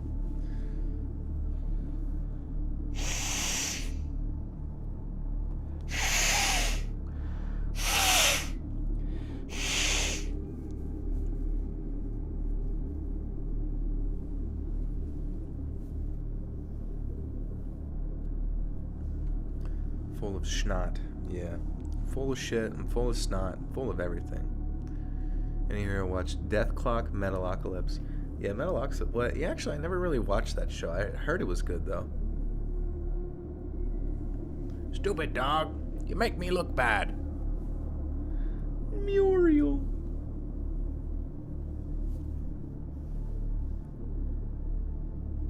Shit. Pretty, you did this to me. You were in my sinuses, crawling around. The Boondocks. I love the Boondocks. Uncle Ruckus. Yes, it's me, Uncle Ruckus. Yeah, I have a fucking neti pot. Do I have a car? I have a plane I fly around. A little gunship, kind of like that thing that Mario takes, you know, it's like level 8 in Super Mario Brothers that Bowser lives on. Oh, a cat. Yeah, I have a cat. He's down beside he's sitting beside my right foot right now. Holly Mae, thank you. Good to see you. How did you come up with Pradeep as a name? It was from a show, a character named Pradeep from The Pickup Artist. Have you ever thought about doing a regular podcast?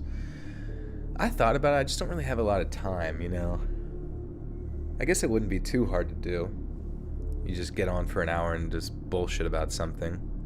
I just don't really think when the live streams come on, like I can kind of talk about stuff for a while, but like to be like really, really informed on things, I'm not very good at that. And I don't think I would like take the time to really dig into all the intricacies of Chinese spy balloons, you know. Yeah, I usually stream from inside of one of the spy balloons, and they shot me down. I'm short for a man. Fuck, man. It just feels dry down here tonight. God fucking damn it, man.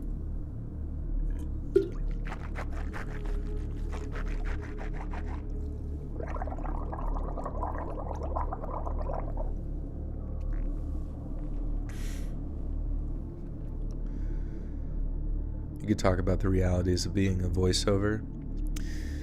I guess so. I don't really know what else there is to say that I can't say in the live streams, you know what I mean? Like, if you guys have any questions, I mean, it's not like I'm like really a voice actor or anything like that, like on the official. All I do is just do the YouTube shit, and that's it. You know? What do you think about double standards or the woman-sphere or manosphere content on YouTube? What do you mean, like, double standards? I guess you'd have to ask me what specifically you mean by that. Terry Queen, you have a question? Terry Queen, sorry. Terry King. Ever consider narrating a book that in the public domain as a way of broadening your portfolio? I don't really think that would really help broaden the portfolio, because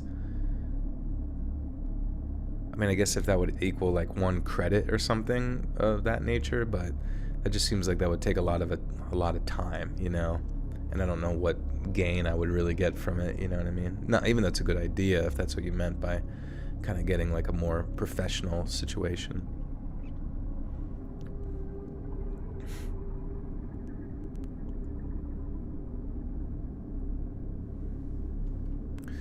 Joe, do you know Rugrats and Aeon Flux, same creator? Peter Chung, third time I said, just want to make sure you see me before to... I didn't know it was the same creator. That's awesome, though. That's a crazy jump.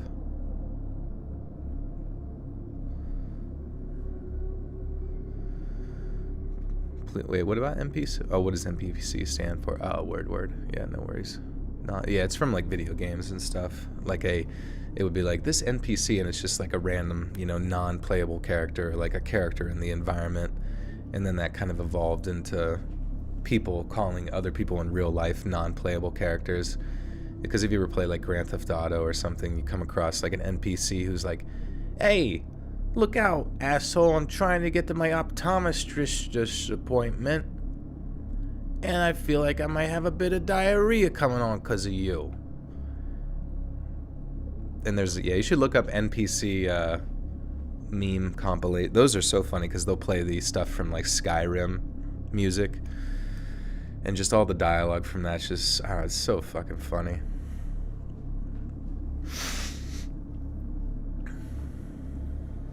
Quest giver. If you guys could give me one quest, what would it be? I took an arrow to the knee one time.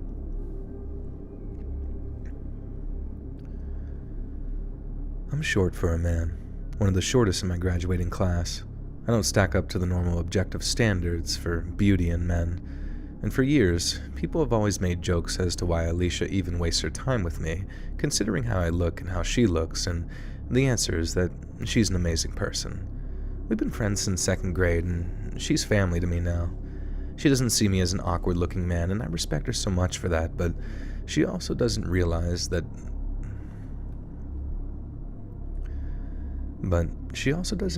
what people say to me and do to me when they see me with her. One time we went to a bar together when I went to visit her in Miami, and some guy knocked me out because he thought I was some creep stalking her just because I don't look like I belong. I know, it's sad, but I'm used to insane stuff like that. So, I just kept thinking about when I would think about... What?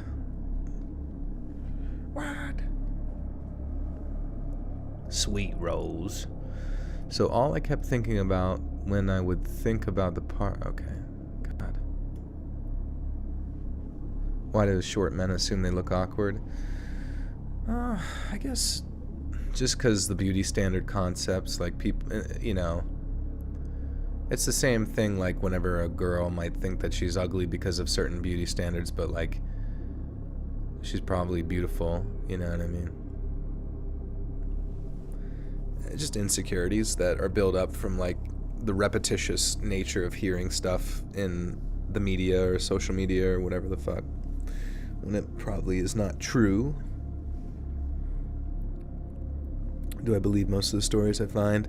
Not always, honestly. I mean, a lot of them, it's like one earlier, that one about the fucking guy who was just like, "Oh yeah, I kidnapped your sister, she's over in that sawmill," and then like he showed up. Well, first off, they broke in through the window, right? Because they couldn't get the one place. Oh, I guess he came through the door, and then that allowed the family to come through. But like then he came in, he was like, "Hey, your family's looking for you." It's like, oh, okay. So why the hell did you tell them? He ruined it. He ruined everything. He ruined the plan. We had her. She was stuck. And he gave it away. The most honest criminal of all time. He got off because of that.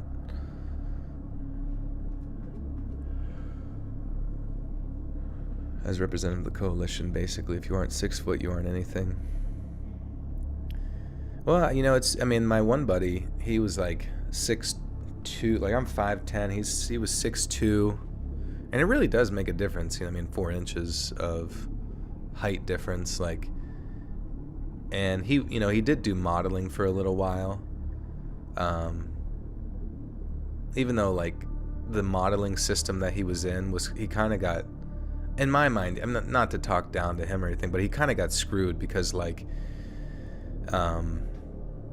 it was like he had to pay this modeling agency to find him jobs, right?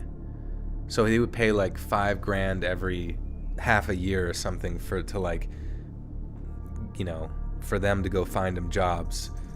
And it's like they very seldom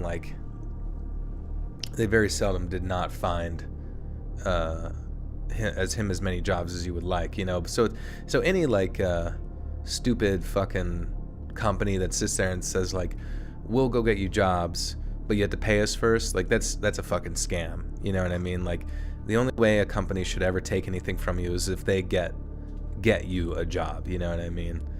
And but anyways, yeah, like I just noticed that like his ability, like sometimes he would just kind of exist places. I remember like he would just exist at like a bar or whatever, and like sometimes girls would just like either gravitate to him, or eventually just after talking to him for a while, they would just like grab him and like kiss him. I always thought that was insane, because it was just like they would force themselves upon him. I mean, it was just but I always was like kind of like thinking, I'm like, huh, I mean, because you know, like whenever somebody's like taller, they sort of have like that just sort of looming vibe about them. You think you could be a model, Joel?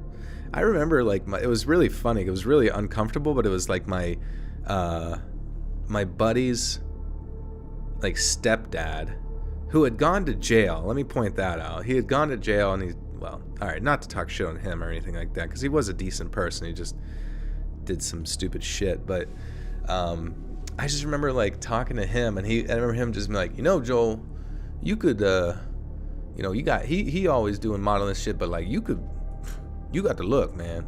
You could be a model. You good looking guy. And just, I don't know why, it was just funny at the time, but I was just like, oh, thanks, Kevin. You know, like just some dude's dad telling you you're good looking, and just, he's like, with a little jelly, a little syrup, you be delicious. An underwear model, yeah.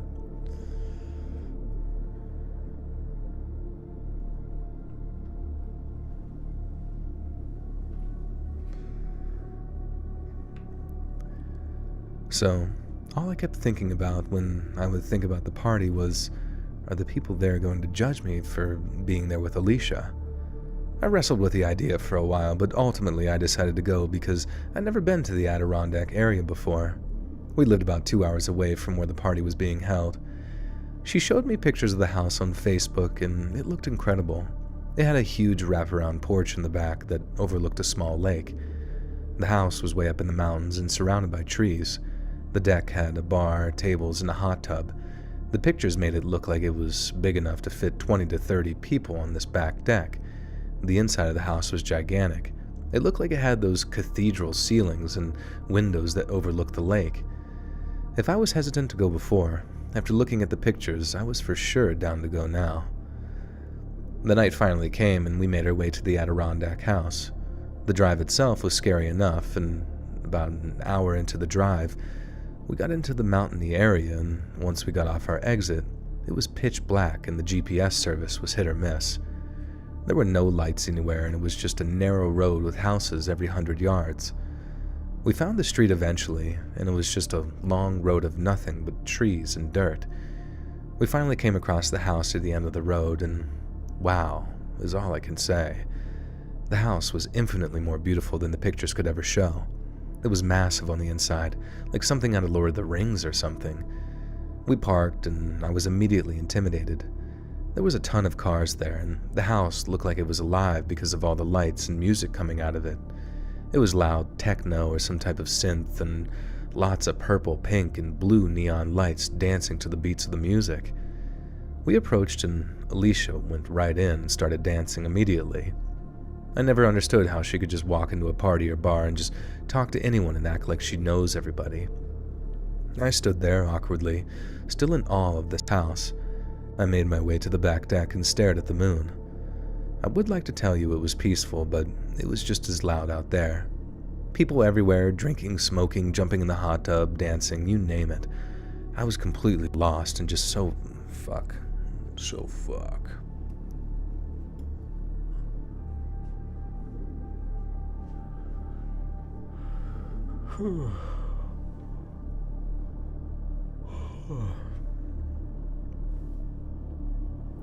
Pradeep is back.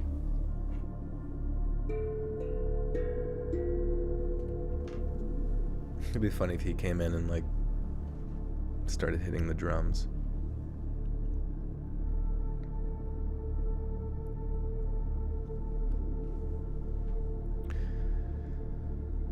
I was completely lost and out of place. I found Alicia and told her that I was going to sit outside, drink my beer, and just enjoy the view. I told her to have fun and we could leave whenever she was ready, and most importantly, not to worry about me. She felt bad and tried to get me to dance and stuff, but I was happy to sit outside and stare at the view. It really was an amazing view. This place was completely nestled in the mountains and secluded from everything. I ended up getting so caught up in the sights that I eventually tuned the music out, and I dozed off for a little while actually. I ended up waking up and noticed that the party had calmed down a little bit. Probably 20 people just sitting around talking now, and the music was at an appropriate level. I looked at my phone and I almost fell off the deck when I realized that I've been asleep for 4 hours. It was almost 3 in the morning, but even more horrifying was that I had 28 missed calls from Alicia. She had texted me, but I didn't look at the text yet, and I tried to call back first and it went right to voicemail. The first text was simple. "Hey Dan, I saw you taking a nap. I'm just letting you know I still need a ride, but if you wake up and I'm not here, don't worry. I went with a group of people down to the trail to get closer to the water. Don't worry, I'll see you soon." 10 minutes after that message, I received 2 more messages. The first one said, "Dan, please answer the phone, I need help." Then even worse, the next message said, "Please follow the path, please." Then I received one last message from Alicia 2 hours after that last message that said, "Hello Dan, my name is Adriana. I'm one of Alicia's friends. I just wanted to let you know that I have Alicia. She's not coming back with you, so you can head home whenever. Have a good night." The message came after all 28 missed calls and that last text from Alicia. Something felt off, and I didn't want to leave until I got a better answer. I remained calm and asked everyone on the deck if they knew Adriana, and all of them said no. I asked about a trail that leads to the water, and that's when one of the men smoked up. They smoked up. Smoked. I had a bit of a smoke.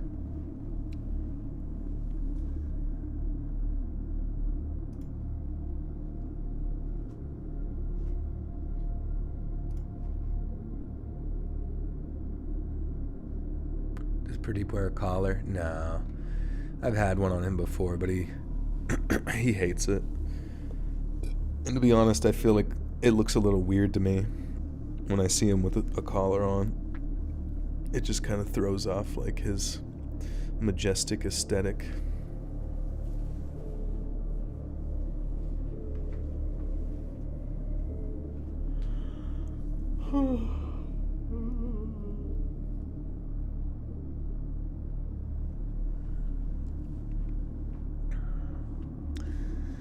Don't let him get lost then, oh my lord.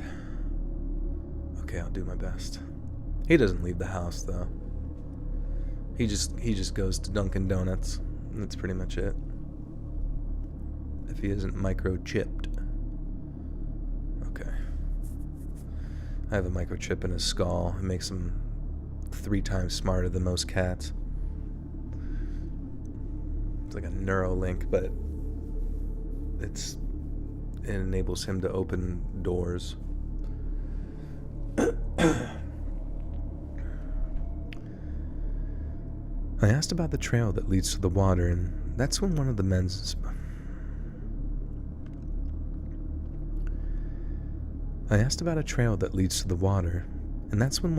spoke up and said, "Hey, what's this about? I don't recognize you, and now you're asking all these questions about my house and these trails." And my eyes lit up. This is your house?" I shouted. The man got up and stepped over to me in a defensive way and said, "Yeah, it is. And if you don't tell me what's going on, we're going to have a problem, alright?" I took a step back and tried to explain everything to the guy, who was a giant and built like some professional wrestler. When I mentioned Alicia,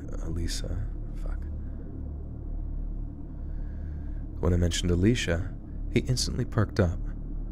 "Wait, you're Alicia's friend?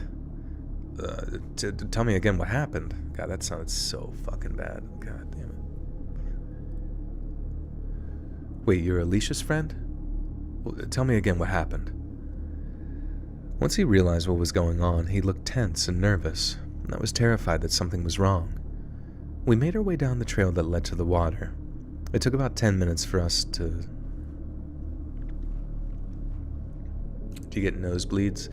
Thankfully, no. I never really had ever gotten those. How big are Apple AirTags?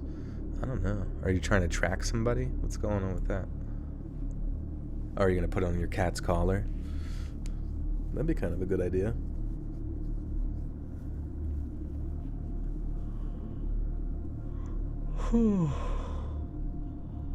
We do a little tracking. Somebody, hey, where's your girlfriend? Oh, we do a little tracking. You're gonna track me? Good luck catching me. You're like, what the hell? It says he's at the bottom of the Atlantic. What's he doing there?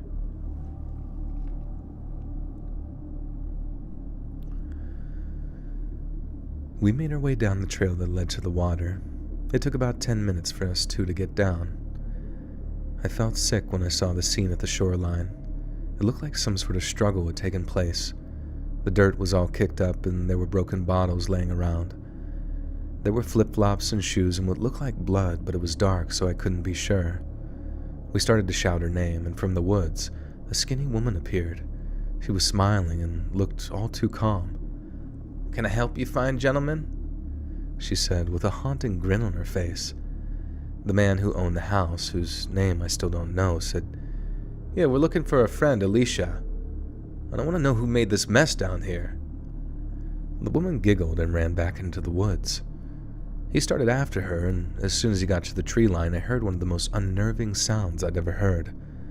The woman emerged from behind the tree with a metal baseball bat and struck the guy in the forehead. It sounded like a bat hitting a ball, and it made my skin crawl. The man was hurt, but was able to get to his feet. He was not right, though, as he started to wobble when he tried walking. I shined my flashlight into the woods only to get a quick glimpse of the woman running away further into the darkness. I was too scared to chase her. I was scared to chase her.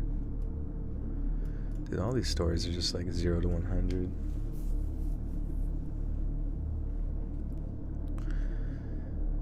I was too scared to chase her, not knowing if there were more people hiding in the woods. Thankfully, 2 more guys came down right at that moment, and one of them was able to help the owner back up and call.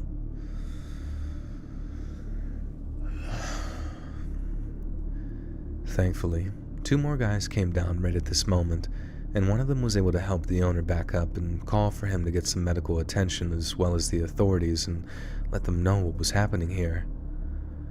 I don't know what came over me next, but I decided to run into those woods. I chased the woman the best I could before I lost her, and before long I was lost in the woods too. Even with the bad service, I somehow received a text from Alicia that said, "I see you." I looked around, shining my light, and saw nothing. Instead of moving, I called her phone because whoever had the phone must have turned it on now. I heard it ringing, and I could see the light from the incoming call and was only about 10 feet away from me. As the light from the call was blinking, the small woman ran at me with a bat, and I was able to deflect the bat shot. What? Deflect? With what? Your block ability? Would you have a fucking sword? Did you press He pressed parry. He pressed his parry button to deflect a bat shot. Brother, what the fuck are you talking about, man?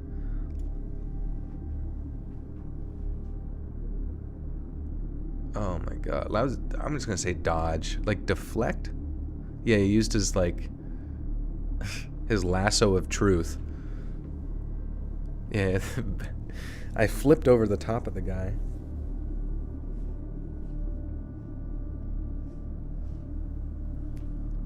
I pressed circle, yeah. Oh my god.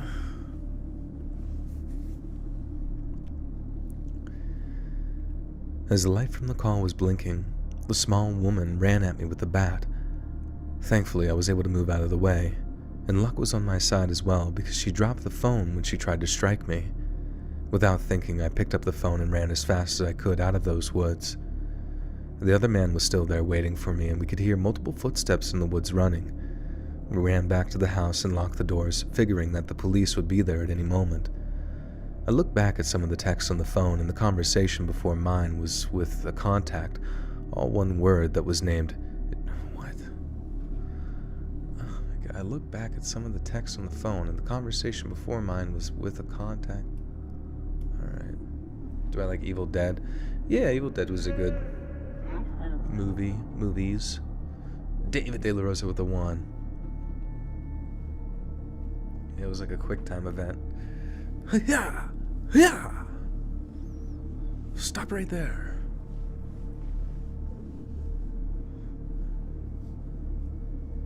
Yeah, he deflected it with his short king crown. I looked back at some of the texts on the phone, and the conversation before mine was with a contact, all one word that was named Jace or Amy, with a question mark after the names. And the text read as follows: "Please let me just go back up and get Dan." The response was, "No, Dan can't come." Alicia said, "Everyone will worry, please let me get him." And the last response from this contact was, "Go sit by the rock and we'll talk after." Nobody who was left at the mountain house has any idea what that meant. The cops arrived and we searched the woods with the police. When we got down to the area where the woman attacked me, we heard several footsteps escape into the woods.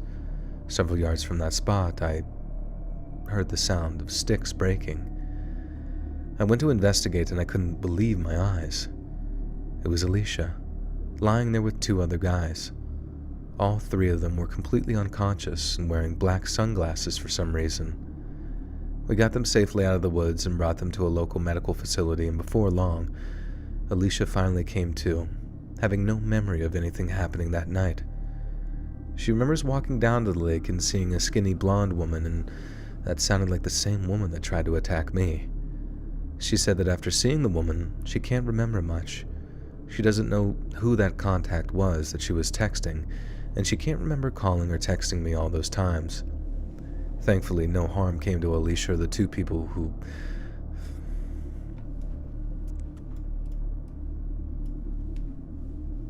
Dan can't come. Was the poll for kids? Oh yeah, just a bunch of grown millennial kids. Thankfully, no harm came to Alicia or the 2 people we found lying in the woods. After running tests in the hospital, all 3 were okay other than a few scrapes and bruises, but I have no idea what happened that night, and who those people were. There were definitely more than just one woman, and she was the only one I saw, though. I still have no answers to that mysterious contact on Alicia's phone, and no idea what the endgame of this event was. To Alicia and the 2 other men, they don't remember a thing. To Alicia and the 2 other... To Alicia? What do you mean, to? To Alicia and the other... You're an elder millennial.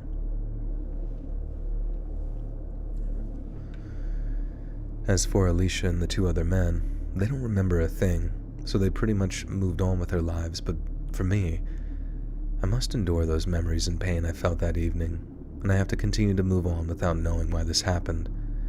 The simple answer is, some people are just terrible humans. Be careful at parties, especially weird ones out in the mountains. Don't trust strangers, ever. What the fuck happened? What? Like, what? Why were they knocked out? Why were they wearing sunglasses? What the fucking fuckity fuck's going on?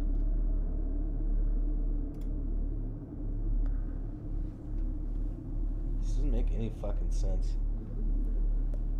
The nymphs. Yeah, it was probably the nymphs. Wood elves.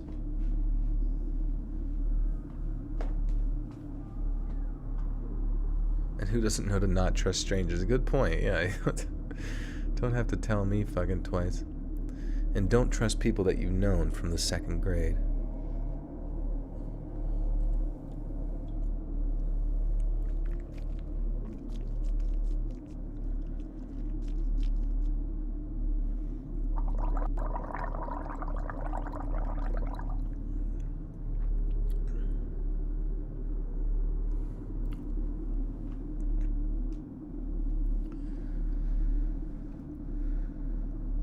I grew up with a rotary phone, no remote for the one TV. Actually, going outside to play, I learned computers and can understand modern technology. I am 40.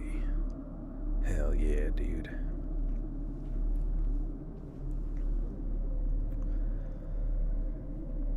When I was 21 years old, I moved to a town called Old Forge, which is a small little village in the Adirondacks. It's a happening little spot in the summer months, but in the winter it's a ghost town. The locals keep the town running, but it's small, to say the least. I'm not much of a people person, and I love quiet and desolate places. The main reason for moving there, though, is that I'm a painter, and I love the quiet atmosphere for my work. For my hobby, I paint nature scenes from all over the area where I live, but professionally, I get commissioned to paint all sorts of things. I have had jobs as small as painting a portrait of someone's cat to as big as painting variation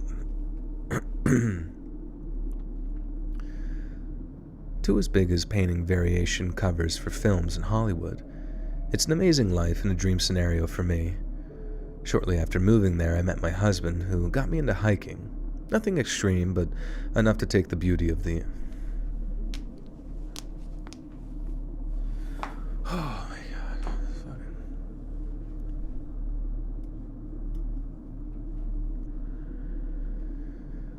Shortly after moving there, I met my husband, who got me into hiking. Nothing extreme, but enough to take in the beauty of the area. Now, sidebar, if you ever have a chance to visit Old Forge, do it. It's amazing. Just be kind to the locals because they aren't the fondest of tourists. So why am I writing this story? Well, mainly because my husband told me to.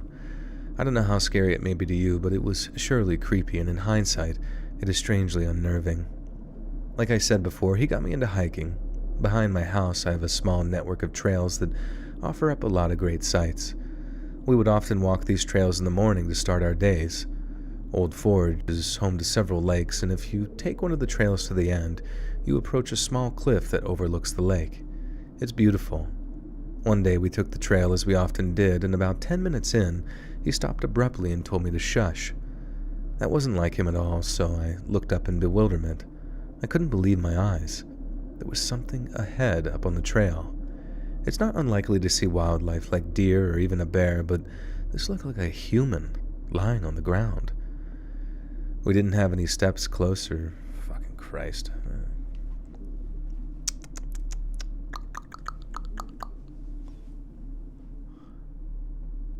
You try to explain dial-up to your teenager? Yeah. It is weird. Basically, yeah, it's just something about the connection there that you couldn't, like, you couldn't do both calling people or...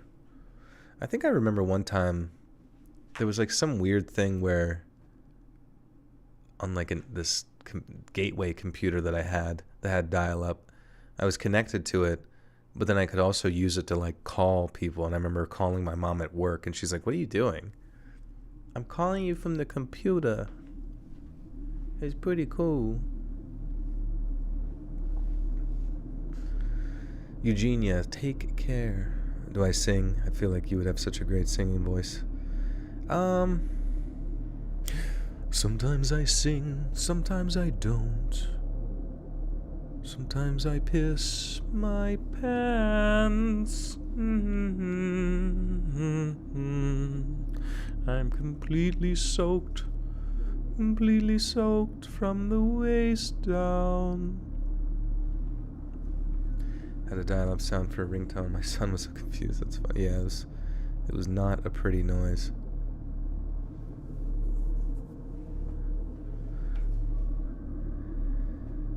There was something up ahead on the trail. It's not unlikely to see wildlife like deer or even a bear, but this looked like a human lying on the ground. We didn't take any steps closer. Instead, my husband shouted, "Hey, you okay over there?" Whatever was lying on the ground started to move ever so slightly. I was more confused than anything else, and my husband looked tense.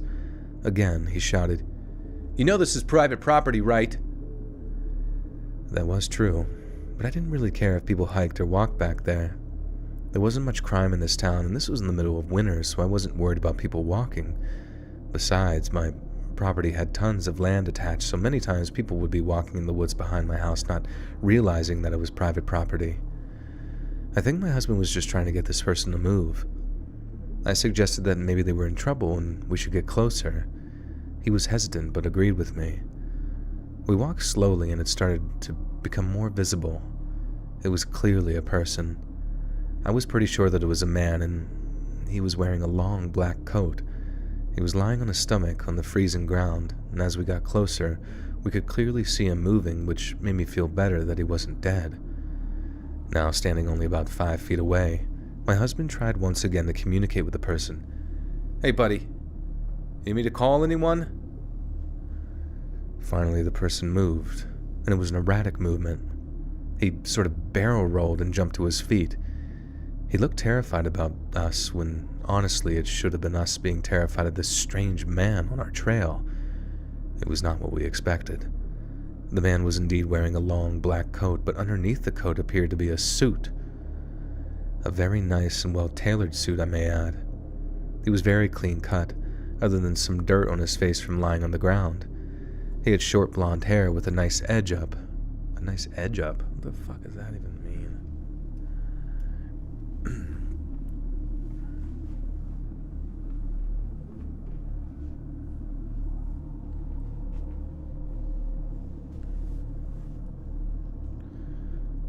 He was a very long man. Nice lining. Alright.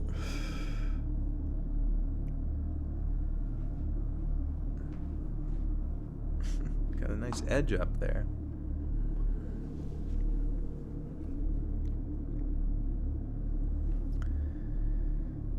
He had short blonde hair with a nice edge up, slightly parted on the top. He had these piercing blue eyes and appeared to have really nice teeth. My husband stood with his arms up in sort of a defensive position, indicating that it was all right, and I stood behind him. The man, still looking horrified, finally spoke. "What are you guys doing here? You shouldn't be here." He sounded like he was going to cry or faint.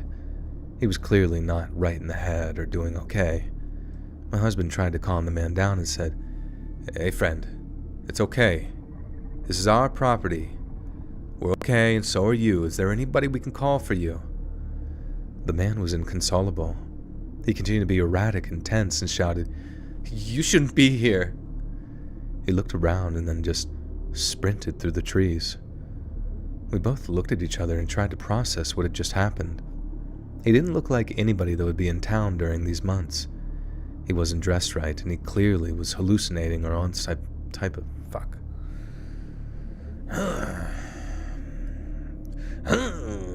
Fucking shit.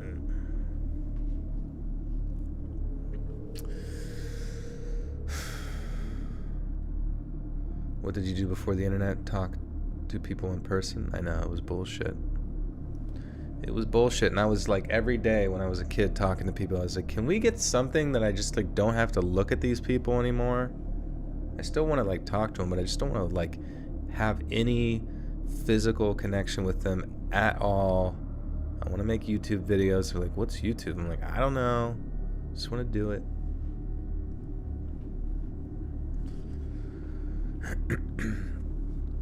You just wanted to play Yahoo pool. I just wanted to play some pool at the pool hall, the internet pool hall. You just heard a whistle outside your window. Hella weird, bro. Probably a skinwalker. Yeah, probably. How many years have I been doing this? Oh, man. 2014.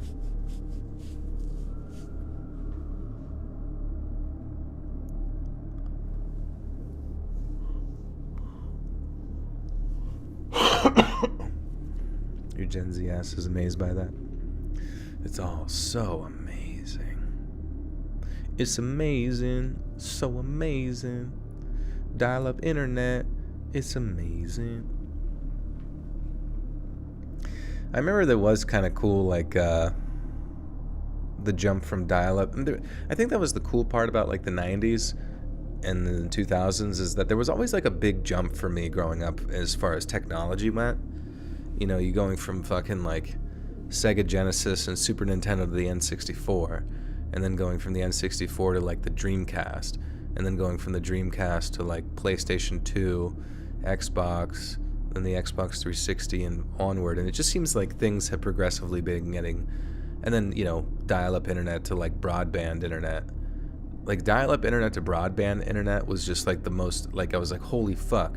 I can watch a video without it, like, I don't know, taking a year to fucking load. That shit was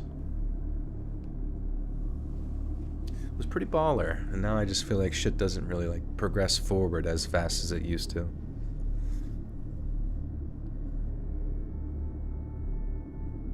It got so fast. This internet, whoa.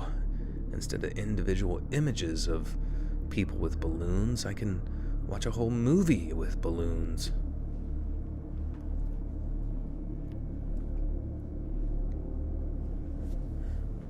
How old am I? I just turned 11.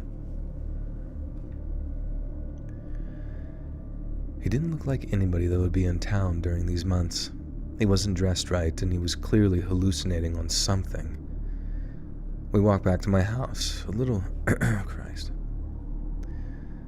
We walked back to my house, a little tense, but more just shocked at what happened. We didn't think it was totally necessary to alert the authorities. My husband is very close to one of the deputies in town, so he just texted him and told him what had happened. That way, he could at least be aware of what was happening without going through all the paperwork for something that could have been harmless. The rest of the day progressed, and I consistently looked out the windows for anything out of the ordinary, but nothing strange ever occurred. That night at around midnight, we were lying in bed watching a movie, and the doorbell rang. That alone is a terrifying experience for anybody who's ever had someone ring the doorbell that late at night when they aren't expecting anyone out in the middle of nowhere. My husband walked into the living room and shouted to the door, "Who is it?" And no response. But the doorbell rang again. My husband approached the door and looked at the peephole. He said it was the man from the trail, still wearing that same outfit. My husband said he kept looking over his shoulder back into the woods, almost like he was looking at someone. My husband shouted through the door, "What do you want? My friend's a police officer who can help you. What do you want?" The man didn't answer right away.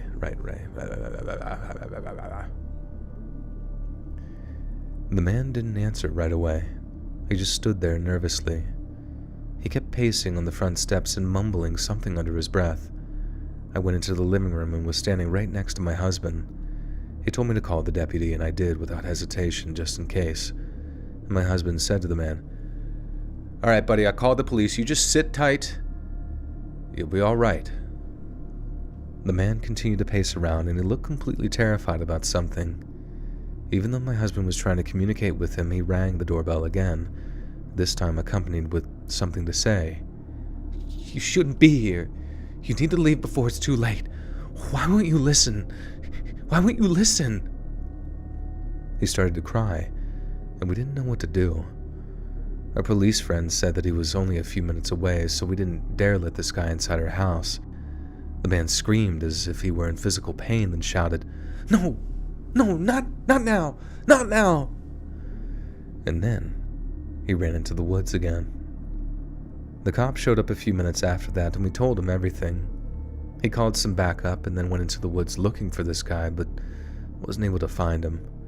The only thing they found was his black coat, which was folded over some type of tree branch. We spent the next few days just nervous, walking on eggshells, thinking that this man would show back up, but he never did. The cops never found any answers either. There were no missing persons reports that matched this guy's description, and it would be easy to say that it was just some deranged person that wandered onto my property, but it was the appearance of this man that made the story so unnerving. Whenever I hear any sort of sound outside, I fear that it's him coming back, but it's always followed by nothing. One night, a few nights after this incident, we woke up to footprints in the snow on our front steps that led into the woods, but nothing ever again. We invested in cameras on our property and have never seen anything other than wildlife since. Does anyone have any theories as to what this man wanted or what he was doing? Or was he truly just someone that sadly had lost his mind and was having a bad night?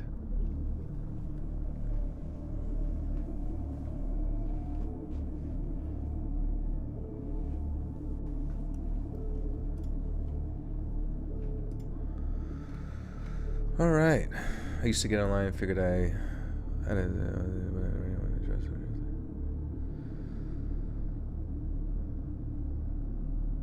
You can't sleep with the chat open. It makes you type.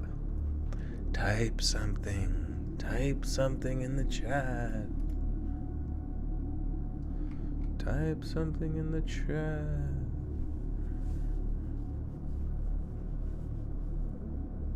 So do you take the audio from these streams and make it into a YouTube video? No, I have like separate recording, like a separate mic that I'm recording into that I edit afterwards. That'd be really annoying to have to go through the stream.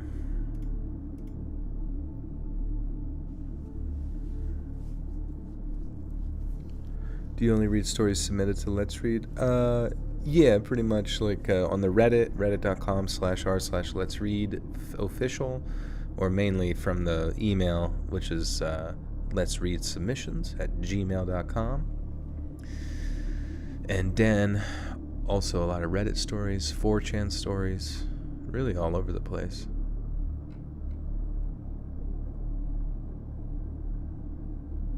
Something.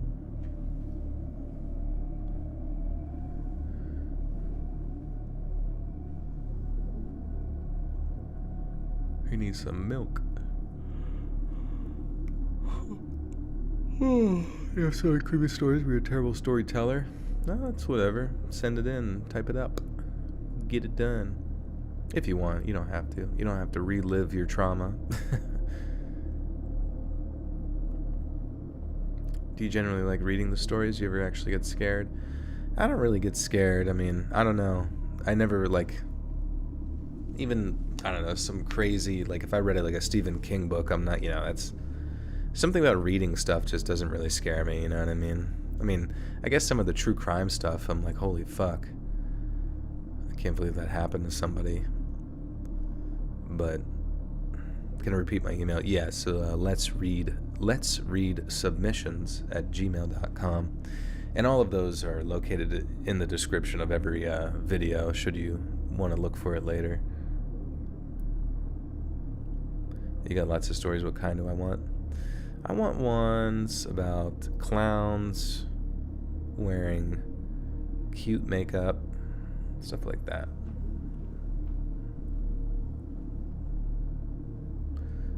Yeah, large back catalog of stories. A lot of searching within Gmail, just keyword searching to siphon through all fucking close to 1 million subscribers. But, I'm glad I've gotten to that point where I can kind of pull so much from you guys. Do you read books? If so, what kind? I don't really read books, to be honest. I'll listen to audiobook stuff, but I went on a walk today and I just kind of like listening to YouTube, just videos, people talking about stuff.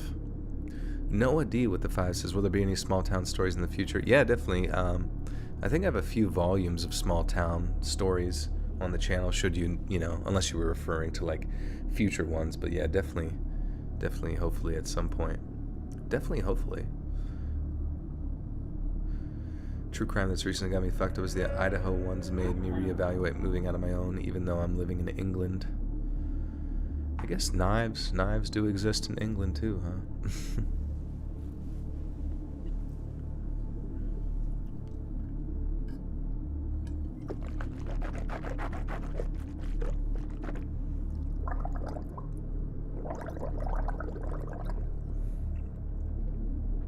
Stinky underwear. Peace out.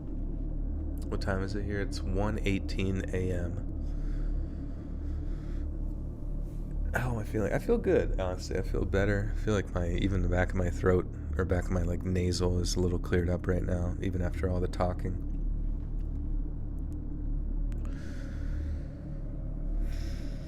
Your favorite's the EMT first responders. Yeah, those are pretty wild. Did I watch the Super Bowl? No, but I kind of kept up with it, and I did see that KC had won, so that's kind of interesting. I thought the Eagles were guaranteed to have it. I thought it would be rigged in their favor. The Garbage Man stories were scary.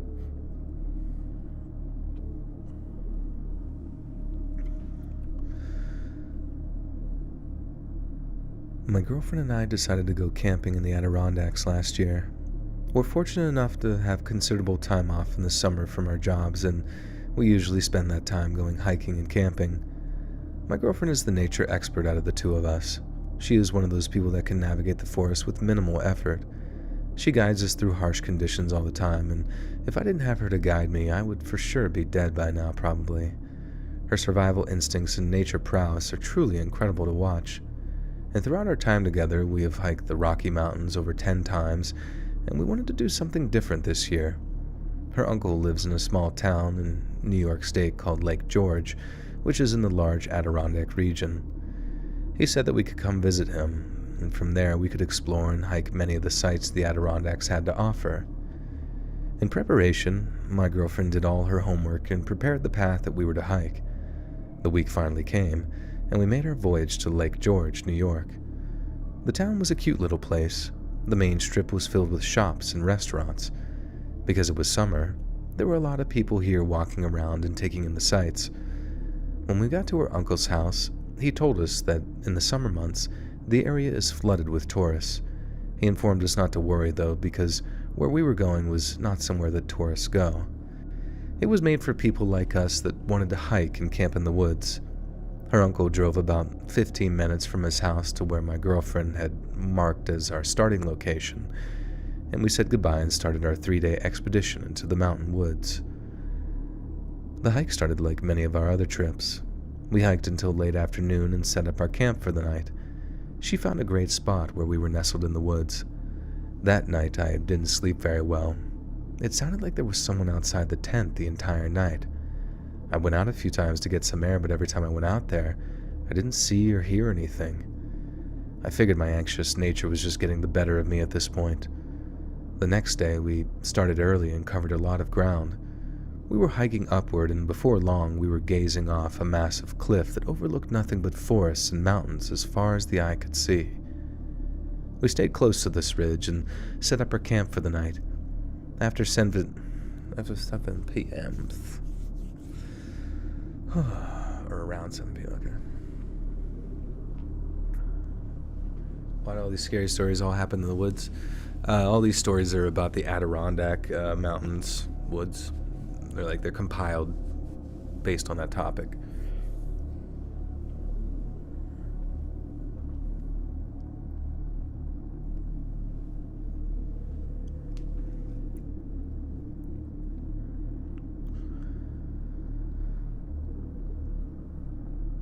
Around 7 p.m., it was still light outside and we were approached by 3 people. It scared us quite a bit. The guy in front was doing the talking and appeared seemingly out of thin air by saying, "Hey there, friends." He talked slowly and steadily, like he was leaning on every one of his words, and I jumped at the sound of his voice in the emergency. How do you talk slowly and steadily saying, "Hey there, friends"? "Hey there, friends." He talked slowly and steadily, like he was leaning on every one of his words. I jumped at the sound of his voice in the emergencies of... Like it's like an exclamation point. How do you say, "Hey there, friends," slowly and steadily?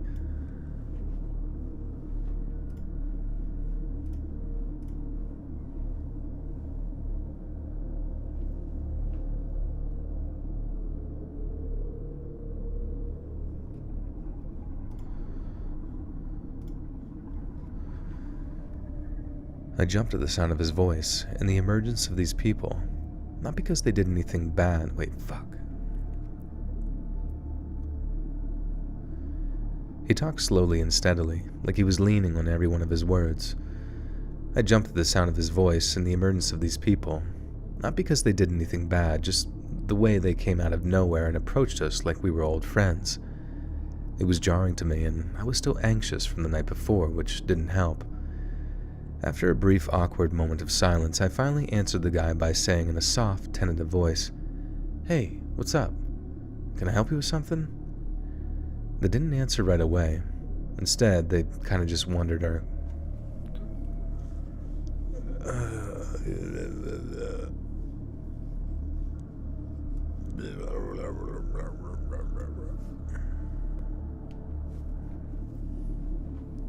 I just want to eat food till I'm dead.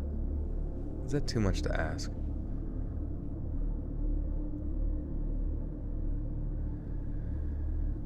They didn't answer right away. Instead, they kind of just wandered our campsite. Then he said after a moment, "I like your tents. This is some good stuff. Mind if I look inside?" I looked at my girlfriend, who looked visibly uncomfortable, then back at the stranger group and said, "Hey, listen guys, I don't mean to be rude, but we're actually headed to bed here in a minute. Maybe next time." The guy started laughing and nodded as he made ridiculous facial expressions. Maybe reading that doesn't sound scary, but when you're sitting in the middle of the woods and 3 people just come out of nowhere and start making strange faces, you'd be terrified too. The guy finally said, still chuckling a little, "Okay, brother, we'll take it easy. It was nice to see someone out here. It's been a long time." Then the 3 of them just turned around and headed back into the forest. And that night after my girlfriend fell asleep, I lay there wide awake thinking about that weird invasion of privacy. I tried to justify it and tell myself it was alright. Maybe people in the area are just so nice that it wasn't that unlikely to have people walk up to you. Although something in my gut told me that this wasn't the case. These folks were a bit on the wild side. All 3 of them were wearing tie-dye shirts. The 2 men had massive beards and both had very long dreadlocks. The one doing the talking had his wrapped around it, his dreadlocks. His dreadlocks.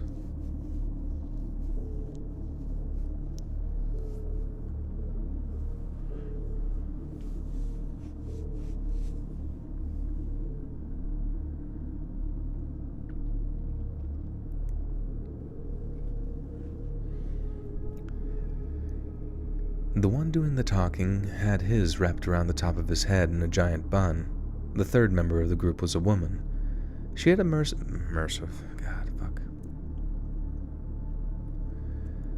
She had a massive bird tattoo on her neck that went down to her chest. She had short buzz short. She had short buzz short. She had a massive bird tattoo on her neck that went down to her chest. She had a short buzzed hair. Fuck, I can't read this. She had short buzzed hair. She was the most unsettling of the group. While the 2 guys were laughing and acting strange, she stood there like a statue and her face didn't move a muscle. She maintained a scowl the entire time the group was standing there. But the main thing my mind kept going back to was when he said, "It's been a long time." What did that mean? I would assume it was around midnight when I was awoken by that heinous laughter from earlier in the evening. I knew right away who was outside the tent. I wanted to cry but remained strong for my girlfriend, who was starting to wake up as the laughter got louder. When she opened her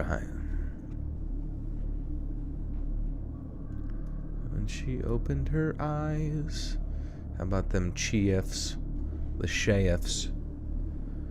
The Kansas City chefs.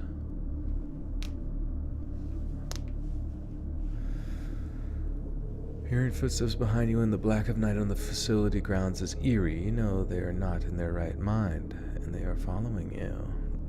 The facility grounds? What are you talking about? You working on a compound? Protecting SCPs?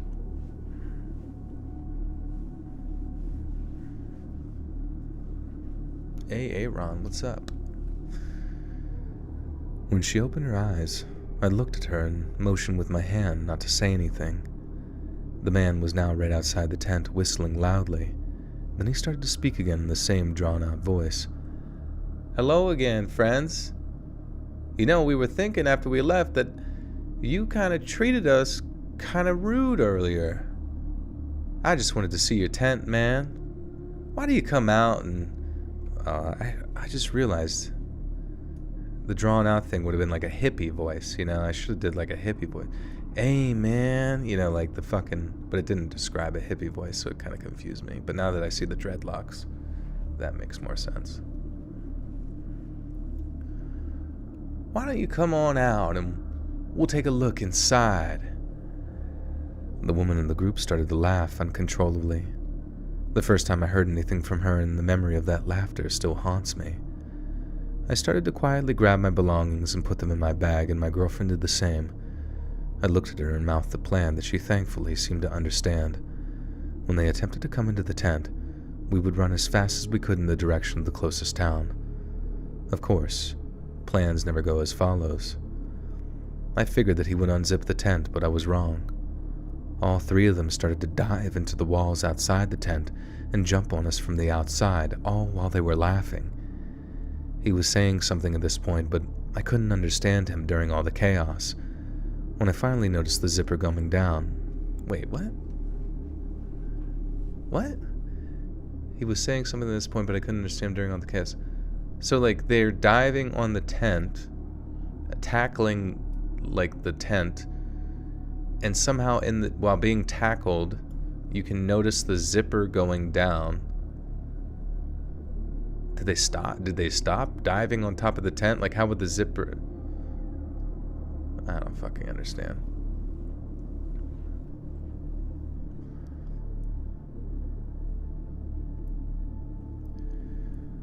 When I finally noticed the zipper going down, I looked at my girlfriend and we both bolted through the tent opening.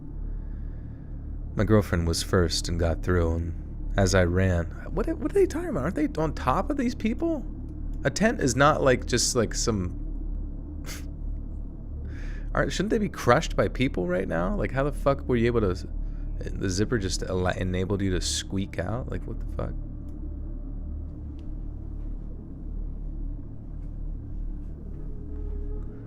I don't know. I know I'm being rude to the story writers and shit, and it's probably like mean, especially since they're probably in the fucking chat and they're like, oh god. If it is your story, just let me know and I won't be mean. But it's just like sometimes I just don't understand the logic, you know what I mean? Like, when I finally noticed the zipper coming down, like, you're being tackled, right? People are on top of you. It's not like they're bouncing up and down like you're in some sort of bubble. Like, presumably the whole thing collapsed and, like, it's like being under your covers. Imagine if you were under your covers in a bed and like 3 people jumped on you in the covers and you just were under there looking at each other like, okay, I see an opening. Let's squiggle out of here. It's whatever. It just doesn't make any fucking sense.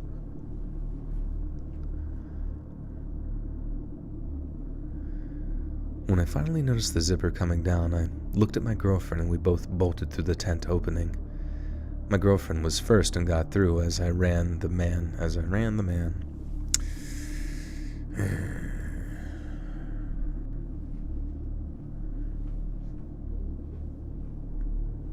Lila, did you enjoy the Super Bowl? My girlfriend was first and got through. As I ran, the man grabbed my bag that was around my back. I shook my bag off out of instinct and made a run for it without it. I turned back to see the man holding the bag in his hand, and he had something else in his left hand, but I wasn't sure what it was. I just kept following my girlfriend in the pitch-black darkness, just hoping that she did know where she was going. I turned around a couple of times, and I could see what looked like a cell phone light in the distance following us. I ran until I couldn't see the lights anymore, and we were breathing and huffing and puffing, and we just started to kind of walk briskly at that point. And the whole night until morning, it sounded like people were on our tail, but you couldn't see anyone because of the thick foliage. We were planning on hiking all morning, arriving back in the early afternoon, but since we left in the middle of the night and ran, we made it back early in the morning. We made our way to a local coffee shop that was in town, and we told them to call the police. We also called her uncle and had him pick us up. The most horrifying part about the entire story was while we were sitting at the coffee shop waiting for the police, a car drove by, and in the passenger seat was what I thought was the man from the woods who had just terrorized us. I was in awe at what I was seeing.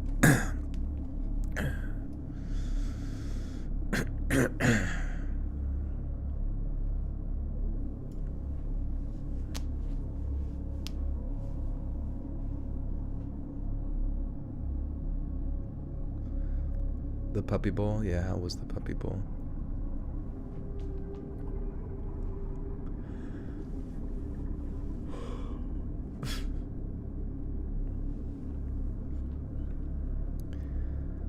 I was in awe of what I was seeing. He didn't see me, and I was surprised when I saw him that I didn't even notice what type of car he was in. It was so disturbing that these folks were in the same town as us and somehow found us in the woods. They had to have followed us because there is no way that they would have just found us out in the middle of the woods like that. We gave our statements, but there was never really any follow-up. We never retrieved our gear in the woods either, and sadly we never even seen her uncle after this event either. My girlfriend thinks she may be paranoid, but part of me thinks her uncle may have had something to do with that nightmare. I still cringe thinking about what could have happened that night, and I'm so lucky neither of us were seriously hurt. Take a hot shower? I'm never showering a day in my life.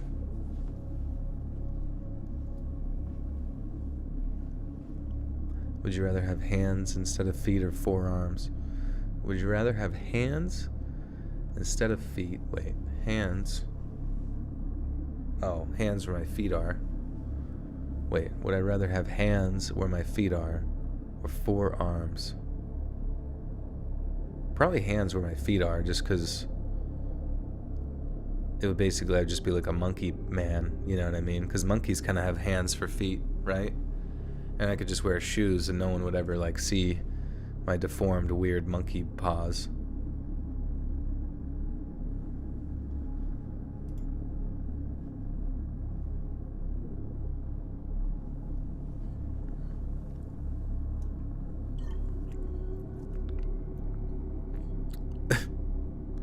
It was so sad to see that one puppy had died. Wait, a puppy died at the puppy bowl?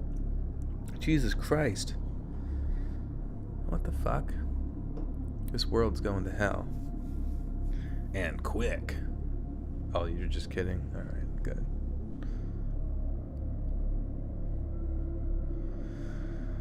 Alright, friends, we made it. Holy shit.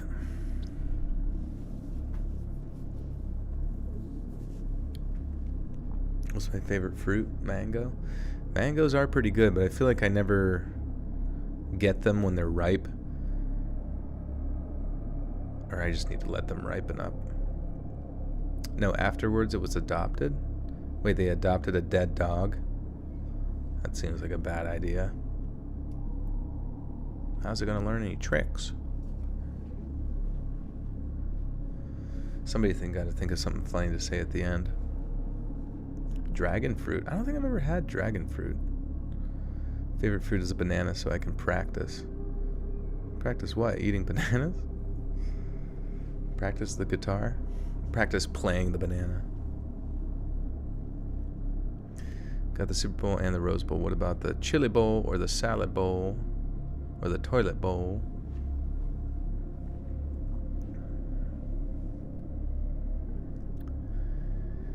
Hey friends, thanks for listening. Click that notification bell to hear all... Fuck, I forgot what I was even saying. Hey friends, thanks for listening. Click that notification bell to be alerted of all future narrations. I release new videos every Monday, Wednesday, and Friday at 7 p.m. EST, and there are super fun live streams every Sunday, Tuesday, and Thursday nights. If you got a story, be sure to submit them to my subreddit, r/Let'sReadOfficial, or send it over email, and maybe even hear your story featured on the next video. And if you want to support me even more, grab early access to all future narrations and bonus content over on Patreon, or click that big join button to hear about the extra perks offered for the channel. And check out the Let's Read podcast, where you can hear all of these stories in big compilations and save huge on data, located anywhere you listen to podcasts. All links in the description below. Thanks so much, friends, and I'll see you on TV. You want me to write you about my time at the psych facility? It's up to you, man. You can if you want. I remember, yo mama's so fast she brought a spoon to the Super Bowl. I don't know. I don't know if I should do a yo mama joke on the one. Though that would be good.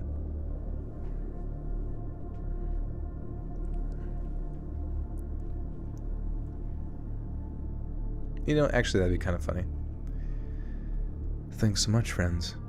And remember, yo mama brought a spoon to the Super Bowl. I'll see you guys on the Flipsy. Oh wait, wrong channel. What's Flipsy? What channel is that? quarterback was a refund.